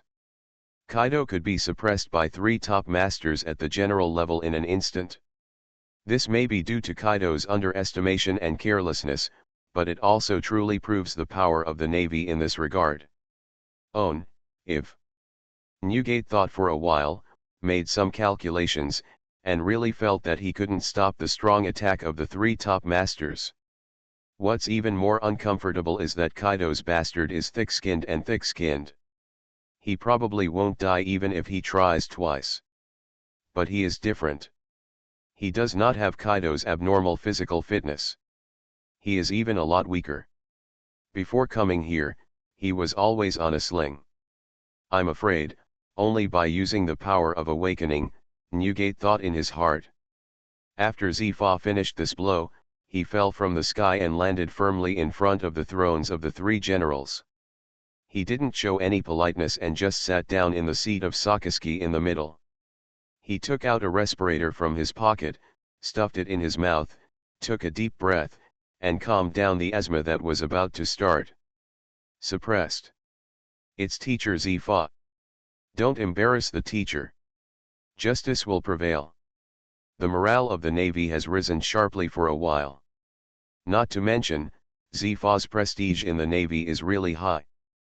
These Navy members have not seen their teachers take strong action for a long time. This time attack, displaying the power of the former Navy admiral, let the Navy become more powerful. Sakaski and Porosalino did not fall from the sky. After the two looked at each other, Sakaski erupted with a volcanic impact in the air and fell towards Kaido outside Marineford. Rushed out of the glacier. Porosalino also folded an 8-tatami mirror and followed. There is no doubt that these 2 Navy admirals are going to stop Kaido, at least they can't let Kaido mess around here. Looking at the current situation on the battlefield, Beckman frowned. Sure enough, in its current state, it is impossible to defeat the Navy. It is too strong. The Navy's background. If this continues, it will be detrimental to the Whitebeard pirates, and it will also be detrimental to the Warhammer pirates. Although it is necessary to remove the Whitebeard, see they were on the front line, but Beckman had no intention of really treating them as cannon fodder. Seeing the masters such as Bartholomew Bear, Fujitora Uxiao, Chado Kaji, and Great Counselor Ahe rushing in, Beckman finally made up his mind and said, "Every cotter, attack." As soon as he finished speaking, Neiman raised her arms in front of her chest and said with a smile, "Second brother, look at my performance." Enel, Lucci, Doflamingo, and others also they all took action.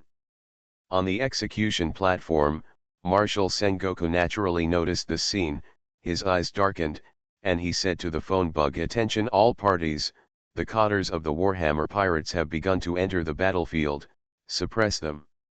Garp looked at it. Jun glanced at him and said, "You still don't move." Jun shook his head and said softly, "Don't move, those three bastard generals have already run away. We are holding the line, we can't move any more easily." "Ha ha ha ha ha, where did you put Zifa and Warring States? Do you look down on them?" Garp laughed. It has to be said that the Navy is so powerful that even at this time, on the surface, there are still 4 general-level masters who are as stable as rock. The Marshal is the Chief General, so naturally he cannot enter casually. Otherwise, where would the dignity of our Navy be? As for Teacher Zifa, as a student, of course you have to take good care of your teachers, Jun said very casually. A sledgehammer breaks into pirates. Author, Zippo. Chapter 748. Iron, a rear admiral shouted low, his body straightened quickly, and the iron block started to move. The next moment, a black shadow punched him in the chest. The powerful impact made his eyes white, and the hard iron a piece of strength dissipated, and his feet went weak, and he passed out directly. "I can't practice enough," Lucci retracted his fist and said with an evil smile. As the voice fell, another major general raised his hand and slashed at Lucci's head. "Iron block steel," Lucci didn't move on the spot and said softly. The blade struck his neck, as if it had really struck steel, making a clanging sound. Compared with the major general just now, Lucci's iron block was undoubtedly more powerful and did not hurt him at all. "Let me tell you how to use the 6 styles, Navy," Lucci said with a scarlet gleam in his eyes. He exerted force with his feet and used chow step, and his figure disappeared directly from the side of the rear admiral. The next moment, he had appeared behind the rear admiral. The sharp leopard finger pointed towards the back of the rear admiral. With a crack, it broke the rear admiral's heart directly from behind. Only then did Lucci quietly say, "Point the gun." However, before he could retract his fingers, a strong gust of wind hit his ears. Lucci's face straightened, and his other hand was in the shape of a palm, covering his face. The next moment, a powerful kick hit his palm. In a hurry, Lucci was directly kicked away by this kick. "Little devil, I will be your opponent," a vice admiral said with evil eyes. The elite vice admiral of the Navy, Dalmatian. There is no doubt that Dalmatian is quite powerful, even a bit more powerful than the flying squirrel. On the one hand, it is because Dalmatian was born in the Eagle Navy, and although the style of the Eagle Navy has always been somewhat criticized, it has to be said that they have always been the most powerful group of people at the same level in the Navy. Because the Eagle Navy I like fighting tough battles the most. Almost every lieutenant general of the Eagle Navy is a strong man who has survived dozens of life and death battles. In the Iron and Blood, he has honed his powerful combat effectiveness. And Dalmatian is a very outstanding general in the Eagle Navy. At the same time, as an animal-type ability user, he has long awakened his abilities. Perhaps it is to sharpen himself at all times, or in other words, he likes it. In short, Lieutenant General Dalmatian maintains his orc form almost 24 hours a day, which proves that he can turn his abilities into a true normal state. His combat power, endurance, and vitality are all extremely powerful. Dalmatian's cruel words: the moment he finished releasing it, his eyes suddenly changed, and a powerful domineering energy appeared on his arm, and he turned around in a parrying posture. The next second, a powerful punch hit his parrying action. Powerful. The energy was transmitted instantly, and there was a fierce look in Dalmatian's eyes, and the glacier under his feet was directly shattered. However, he was so strong that he was not repelled in the face of such a sudden attack. "Bloody lion Rengar," Domiting whispered. Yes, the person who took action was none other than Rengar. What surprised Dalmatian even more was how come there were sparks coming from Rengar's fist. Are you not? Is he the same animal type as me? Why is he still using magic? Is the information wrong? Is he a phantom beast? Impossible, it is impossible for the Navy to make such intelligence errors. Hot breath came from Rengar's fist, and just when Dalmatian was startled, a noisy sound of electricity entered his ears. Eyesight and wisdom se Haki followed him, only to see that Rob Lookie, whom he had kicked away just now, was flashing with arcs of electricity and rushed over from his side at extremely fast speeds. Could it be that the fur tribe ate the fruit of the animal family? Or is he not a capable person at all? Dalmatian thought in disbelief. Just when Dalmatian was about to ward off Rengar's fist and parry Luci's attack with his backhand. Go to hell, pirate, a furious voice came. Then, a figure with a powerful aura appeared between Luci and Dalmatian in an instant. The figure slashed at Luci with a knife, and the domineering force brought out by the blade was faint. Luci felt threatened. At the critical moment, he stopped and turned over to avoid the knife. Pitbull Doberman. Luci said with a look of seriousness in his eyes. He is one of the most difficult lieutenant generals in the Navy headquarters. He is known as a fighting dog. He bites whoever he sees. There are countless pirates chased to death by him. Just look at the scars all over his body. How ruthless this guy is. You can also see how powerful he is. Even though he suffered so many fatal injuries, he didn't die. Dalmatian, one for each of us. Block them. Doberman said in a deep voice.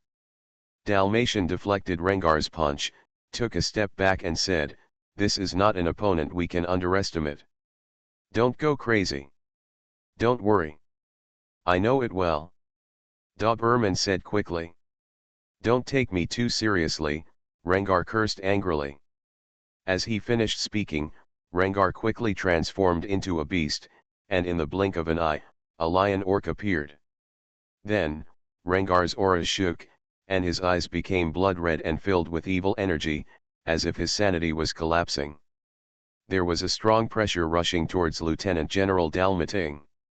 Lieutenant General Dalmatian's eyes became more serious, like a vicious dog. He bared his teeth instinctively, and his voice carried a deep beastly roar. Just when the battle between the four was about to break out, a sudden burst of cold air flashed through, and with a snap, Rengar and Luci were frozen directly. Dalmatian and Doberman seemed to have seized the opportunity, using their feet to attack at the same time. The Navy headquarters and the tacit understanding of joint attacks have always been so capable. The one who took action was undoubtedly General Kuzan, a top expert on the battlefield. But at the moment when Dalmatian and Doberman took action, a manic force descended from the sky. Blue lightning overflowed, and Dalmatian and Doberman were accurately hit by two bolts of thunder at the same time. Not to mention the offensive, they also flew out. "General, don't you look a little despicable like this?" Anaru's figure slowly fell to the ground and said. The strong power of thunder overflowed around him, looking like a god descending to earth, full of momentum. At the same time, Rengar and Luci also shattered the ice. It seemed that there was nothing wrong with the two of them, but they were accidentally attacked by Kuzan, a master. Alala, if you fight against pirates, especially on the battlefield, is there anything you can say about being despicable? Almirode, Kuzan's figure walked out of the noisy battlefield. His breath and words can always bring up a touch of cold mist. When people come here, the originally cold glacier seems to become more chilly. In the battle for kingship where Orgrim aspired to be the strongest, Enelu once had a big fight with Kuzan. But at that time, Enelu still couldn't beat Kuzan, the veteran Navy's top master. Perhaps Enelu has an advantage in terms of fruit ability, but Kuzan's ability is also first-rate. As for hard work and talent, needless to say, Kuzan's ability to sit on the throne of the Navy's most powerful general has proven how powerful his hard work and talent are. Not just anyone can surpass it. After all, it still depends on the accumulation of both sides, and there is no doubt that even if Enel is already ranked among the top players, he still feels slightly worse than Kuzin. This is the Admiral, and this is what the world government calls the highest combat power. Especially the three generals of this generation, each one is a real monster on the sea. They are the top group of people standing among the top experts. Although Dalmatian and Doberman were struck by lightning, they did not appear to be injured and quickly returned to Kuzin's side. Even on weekdays, their relationship with Kuzin is not very good. After all, this is an internal battle between hawks and doves. But at this moment, the two sides can still cooperate closely and join forces to fight against the enemy. "General," Dalmatian said softly. A cold light flashed in Kuzin's eyes, and he suddenly said, "Do it." As soon as the words fell, Dalmatian and Doberman rushed out without thinking. The same goes for Kuzin himself. There was only a string of ice skates left on the spot, and his figure had already approached Eneru. The powerful freezing air and the shining lightning collided instantly. The battle between the two top experts attracted the attention of many people. On the other side, Jose's figure seemed to be receiving a force, knocking several pirates away and flying upside down. His expression was a little weak. He didn't know if it was an illusion. He always felt that that guy's ability was too weird. Every time he fought against him, it was as if his physical strength was taken away. Yes, Jose rushed all the way and collided with Bartholomew Bear. Unfortunately, although he was indeed very powerful, he was still far behind the invincible tyrant. Being hit by Bartholomew Bear with a violent hammer, that is, relying on the defensive advantage of his ability, he was not directly destroyed. With a snap, Joseph felt someone catching him. Sure enough, his figure was stopped. When he looked back, he saw a man who was much stronger than him, wearing a black military uniform and with long light blonde hair, holding his back with one hand. Douglas Barrett, the man known as the successor of Ghosts. "It seems like you're in some trouble?" "Jose," Barrett said with an unruly smile on his face. Jose can be considered an old acquaintance with Barrett. After all, Jose is a veteran of the Whitebeard Pirates. Long before Barrett was still with Roger, the two sides knew each other and even fought against each other when we were on the ship. I just didn't expect that after so many years, there would still be a chance to fight side by side on the battlefield. That guy's strength and ability cannot be underestimated, Barrett Kiyoshi said in a deep voice. "This is exactly what I want. Originally, I was looking forward to a decent opponent," Barrett said still very calmly. His voice is very magnetic and makes people feel convinced when listening to it. At the same time, Bartholomew Bear also read Barrett's information and locked onto this enemy. A laser beam shot out directly. Barrett didn't even try to dodge. He raised his hand as if to shoo away a fly and blew it up with a casual wave. "It's interesting. This is Porisalino's ability, judging from the breath. Is that so? Are you a reformer?" Barrett quickly analyzed the state of Bartholomew Bear. However, Bartholomew Bear had no intention of speaking. After all, he no longer had self-awareness. "Don't you speak?" "This just confirms my guess," Barrett said with an excited smile in his eyes. As soon as he finished speaking, the ground collapsed, and his figure suddenly appeared in front of Bartholomew Bear's tall body. Even with Barrett's strong figure, he is only half the height of Bartholomew Bear. A powerful fist burst out with a strong aura of armed domineering. The blow fell, hitting Bartholomew Bear directly in his mouth. An electric arc appeared in his mouth, and the huge figure flew backwards like a cannonball. "It's not that bad either." After the punch, Barrett shook his hand and said, "I'm rushing to apply for a card before the bank closes. This is the third update today. I wish all my book friends a happy new year in advance. This year has been a year of ups and downs. I also want to thank you all for your continued support. I sincerely wish you all good health and fortune in the new year. I also sincerely hope that everyone will be better in the new year. You are listening to Novels at Bless Up channel. Wish you happiness and luck. How do you feel about this novel? Please like and leave a comment. A sledgehammer breaks into pirates. Author, Zippo. Chapter 749. As the cotters of the Warhammer pirates broke into the battlefield, the originally menacing attack of the Navy was blocked. The war suddenly fell into a meat-grinder mode of tug-of-war. Artillery fire roared and swords and guns clashed. Newgate turned his head and glanced into the distance, and found that Beckman was still standing on the deck, motionless and steady as a mountain. He frowned slightly, thinking in his mind, where did Orgrim go? The place is in such a state, why hasn't he shown up yet? Is there anything more important than this war? Although he was puzzled, Newgate still couldn't get the answer. He looked at the sky again, calculated the time silently, and felt that he could not delay any longer. Judging from this offensive, it is obvious that if a strong factor is not injected, the pirates will not be able to attack the square, let alone save Teach. The execution time seems to be coming soon. That bastard Orgrim is really calm. It seems I have to take action myself, Newgate murmured something. As he finished speaking, he took a deep breath, and the muscles in his body began to beat faintly. On the execution platform in the distance, the warring States Marshal also noticed this scene, his eyes narrowed slightly, and all his energy was raised. Did the old guy finally couldn't help but take action, Marshal Sengoku said to himself. Garp and Jun also cheered up at the same time. The next second, they saw Newgate step out, and the powerful trembling power instantly gathered on his fist. Simply Shan gave a straight punch and punched it towards the execution platform from a distance. Whitebeard takes action. Get out of the way. On the noisy battlefield, there are still people paying attention to Newgate. The trembling power surged, and there was no trace of it in the air. But if you look at the glacier, you can see that starting from Newgate, a huge crack spread out at an extremely fast speed, aiming directly at the execution platform.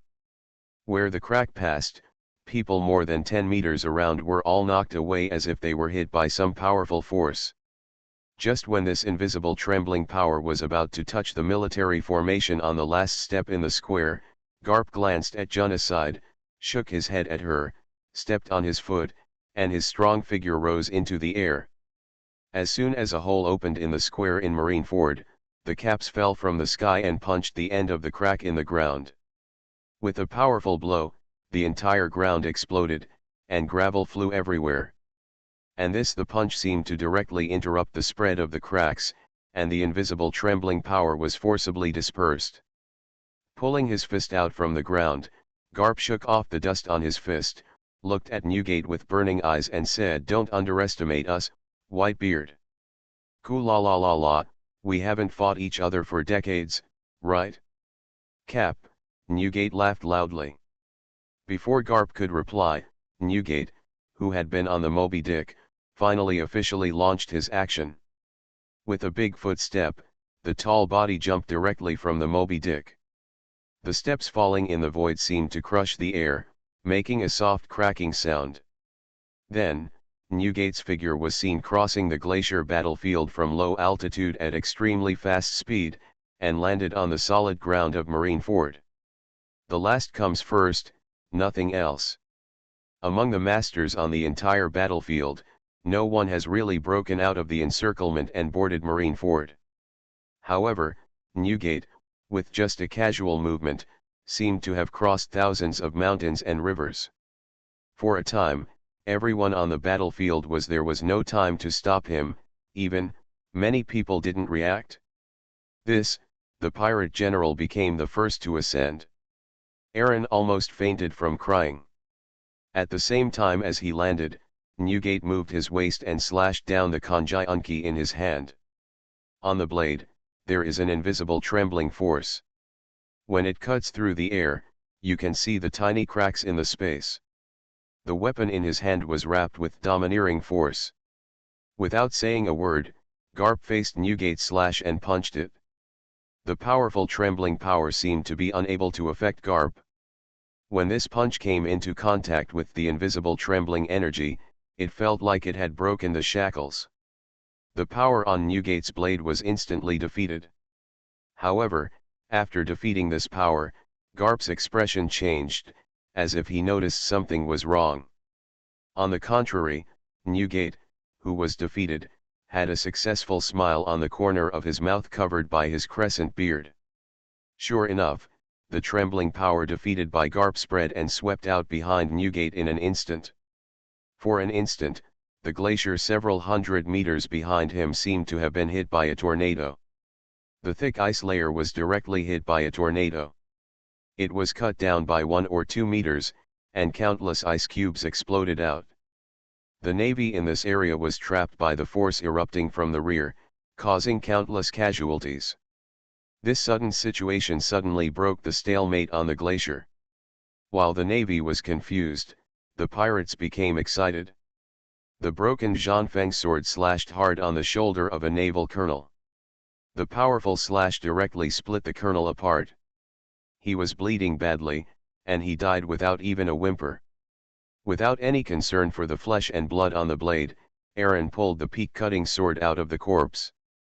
Looking at the flaw created by Newgate not far away, he waved his hand and said, "Come over with me and board Marineford." As soon as he finished speaking, Aaron held the peak-cutting sword and took the lead in charging, with overwhelming momentum. 2 Navy lieutenants joined forces and tried to stop Aaron, but were slashed away by Aaron's 2 swords.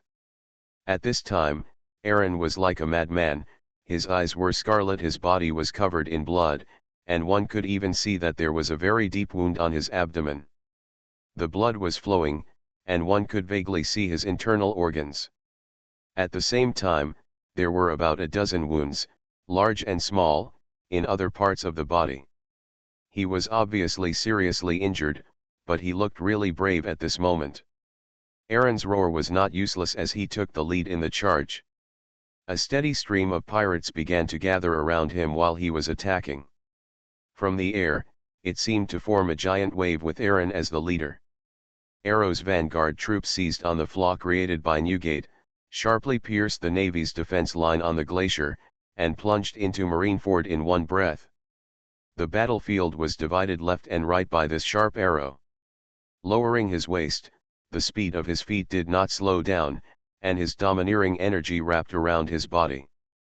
Like a charging bison, Aaron knocked away a naval lieutenant commander who was standing in front of him with one arm. At this time, the ground of Marineford's island was only a few dozen meters away from him. If you really put aside the General Whitebeard, from the perspective of an elite combat unit, once Aaron boarded, he would undoubtedly be the first to board in this war. But at this moment, a slightly wretched-looking guy suddenly appeared dozens of meters away, holding a long knife and carrying an evil aura. Navy Headquarters Admiral Candidate T. Dolphin additional plan. Not good, Aaron was shocked and said. But now that the matter has come to this, he will not give up easily. Even if he dies, he must die heroically. Therefore, Aaron's footsteps did not stop. Knowing that the powerful enemy ahead was not something he could fight, he still charged forward with great courage. There are many brave men in the Navy who dare to die for justice. Among pirates, there is also no shortage of crazies like Aaron, who dare to kill through the Navy with just one knife. Just when Aaron thought he was almost done, a flash of green flames flashed and fell on Aaron's body. I don't know if it's an illusion, but I always feel that the Qing Yan has made my injuries a little better. Before Aaron could think about anything, he saw the figure brought up by Qing Yan and kicked the blade of the Navy General Candidate. T. Dolphin, we can't let you block our pirates' advance, Marco said solemnly. As he finished speaking, he exerted force under his feet and forced the T. Dolphin Kaji back. Jiaji's retreat finally made way for the last step in front of Aaron. Like an evil ghost crawling out of a pool of blood, this wild and fierce figure finally stepped firmly on the ground of Marineford. Go first. Drink, Aaron shouted violently, and slashed out the broken peak-cutting sword. With one blow, a Navy elite was sent flying. Life or death was unknown. Then, A steady stream of pirates passed behind Aaron. And in an instant, they were fighting with the navy stationed on Marineford. The front line forts on the port were also completely destroyed and occupied by the pirates in the shortest time. The navy's firepower was weakened. Punctured. Marineford's defense is broken. Kill. The navy's defense line was penetrated. The pirates on the glacier became excited one by one, joining the team one after another, and rushed to the port of Marineford. On this kind of battlefield, such a pierced pirate appeared. The situation was a huge blow to our own morale. All of a sudden, the Navy's morale dropped a lot on the originally stalemate glacier battlefield. The pirates instantly seized the advantage.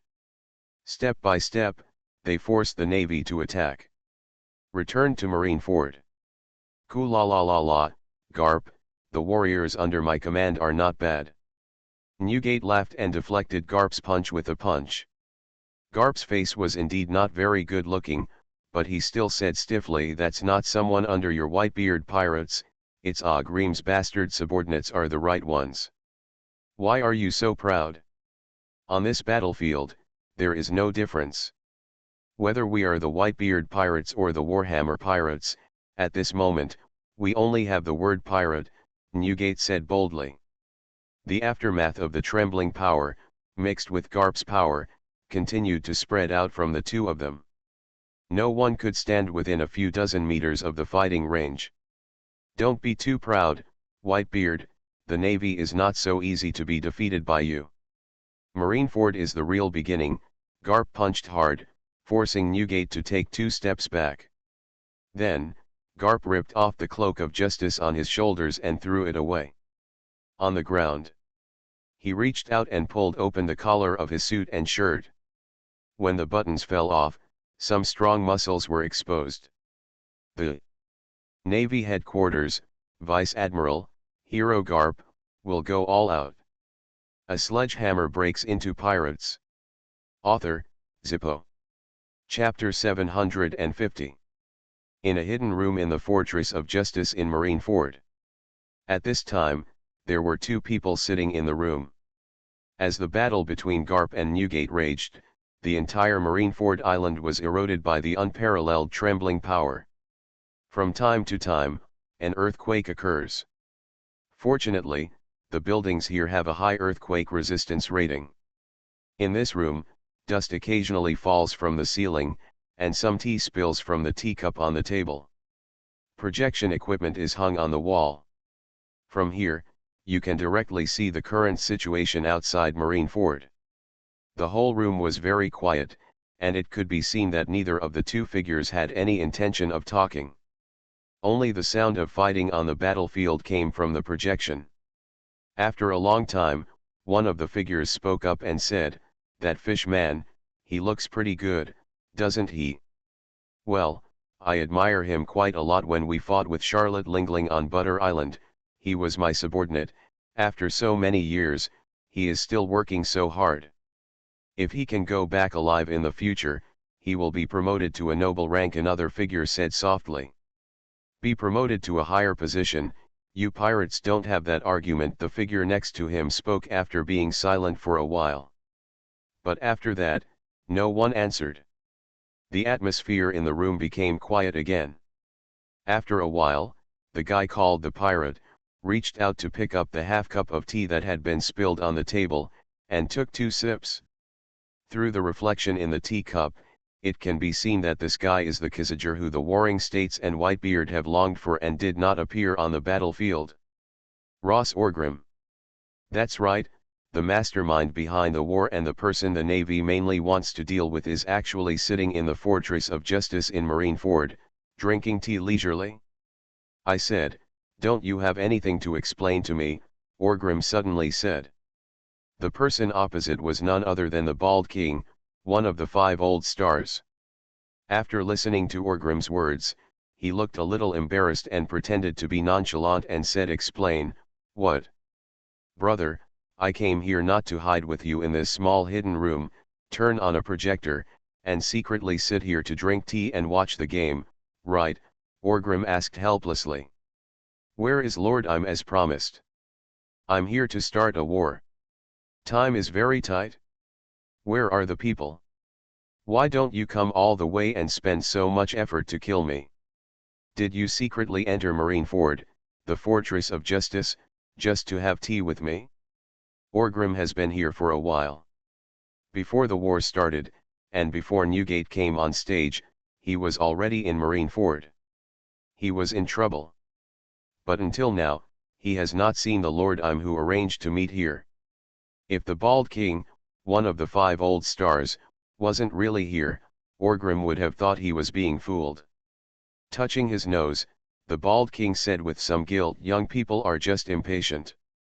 I am over 40 this year, and my son has gone to sea to become a pirate, Orgrim said silently. As soon as he finished speaking, the room was filled with an atmosphere of confusion and embarrassment. So, where is that I'm in your family? Are you coming or not? Orgrim asked with some displeasure. Seeing that the Bald King seemed to be trying to deal with something, Orgrim's expression changed and he frowned and said, "Stop telling me that nonsense. What's going on? If that emu doesn't come, I don't have to waste time here. The fighting outside is so fierce, and my hands are itchy. I can't tell. Is anyone waiting for me?" When the Bald King saw this, he sighed helplessly and said, "You might not believe it if I tell you, I really brought Lady I'm to Marineford, but after that, I never saw her again. The guy said he would be here in Marineford, waiting for you to show up, but where exactly did she go to wait? I really don't know. I thought, if she doesn't show up after a while, she should contact me. She didn't really have an appointment with I'm, Orgrim came here to ambush her. And I'm seemed to be quite interested in Orgrim, the strongest one. It was precisely because she thought Orgrim would appear in Marineford that she came to Marineford. Then, she disappeared from the sight of the Bald King, only saying that she would wait for Orgrim to show up and see what he was capable of. By the time the Bald King reacted, the Yim people had disappeared. In Marineford, when the war was about to begin, the Bald King could not search for it with great fanfare, let alone dare to do so. Before Orgrim killed Lord I'm, the Bald King would not dare to violate the law in the slightest. This time back and forth, Orgrim and I'm never met each other. Listening to the Bald King's words, Orgrim's expression was very complicated. All along, he has cooperated with the 5 old stars, and the 5 old stars have been very reliable and responsible. Therefore, even though the two sides have not really become a team, Orgrim actually has a lot of trust in the 5 old stars. I thought that when I came to Marineford, I could lurk next to I'm at close range, and then look for opportunities to kill this guy. Let's weigh what this old monster who has lived for 800 years is capable of. The result was good. The 5 old stars, who had always been reliable, lost their chain in this most critical place, and the Yim people were gone? He, Orgrim, traveled thousands of miles to sneak into Marineford in secret. He didn't even see Lord Yim's scalp, so he could only sit here, drinking tea and watching movies with this bad old man. Seeing that Orgrim didn't speak, the Bald King was a little embarrassed and asked again, "That's it, what should we do now?" Orgrim took another sip of tea, and his brain started working rapidly. After a while, Orgrim put down the teacup and said, "It's obviously not advisable to sit here like you all the time. Since that guy is waiting in the dark to see me take action, then I will take action to watch for him. Maybe as soon as I appear on the battlefield, he will appear too. Didn't you say that he is very interested in me? I think maybe he should also be a top master. For more than 100 years, he has been looking forward to the emergence of a truly strongest like me to become his opponent. He probably wanted to fight with me." Bald King. "Is that so?" the Bald King asked in surprise. He knew that Lord I'm was very interested in Orgrim, but he didn't know where this interest came from. "Rough conjecture, of course, without any evidence, just based on my personal perspective. Otherwise, what else do I deserve for him to pay attention to?" Orgrim said very calmly. The bald king thought for a while, and it seemed to be the case. The thing that Lord Im is most concerned about seems to be whether Orgrim is a person who has truly stood at the end of power and reached the other side. It has nothing to do with his status as a pirate overlord. It seems that after he became the strongest and had the statement, Master Im became really interested in him, and even took the risk to come to the battlefield and wait to observe him. Since you said so, all right, the bald king finally nodded. Things have priorities. Indeed, Lord Im is very important, but this war is not a child's play. Orgrim can delay this for a while, but it is absolutely impossible under such circumstances. Has been sitting around waiting for that guy Ym to show up. Instead of doing that, it is better to solve the war first. Regardless of whether Lord Ym appears in the end, in short, after winning the war, Orgrim can take the initiative again, and turn the default interests into real interests.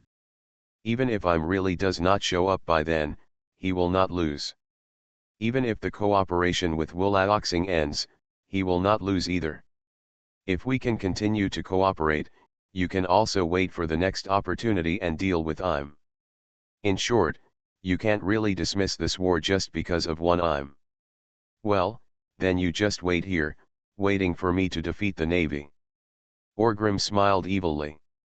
The bald king glanced at Orgrim helplessly and said, I don't have the same position as you on this matter.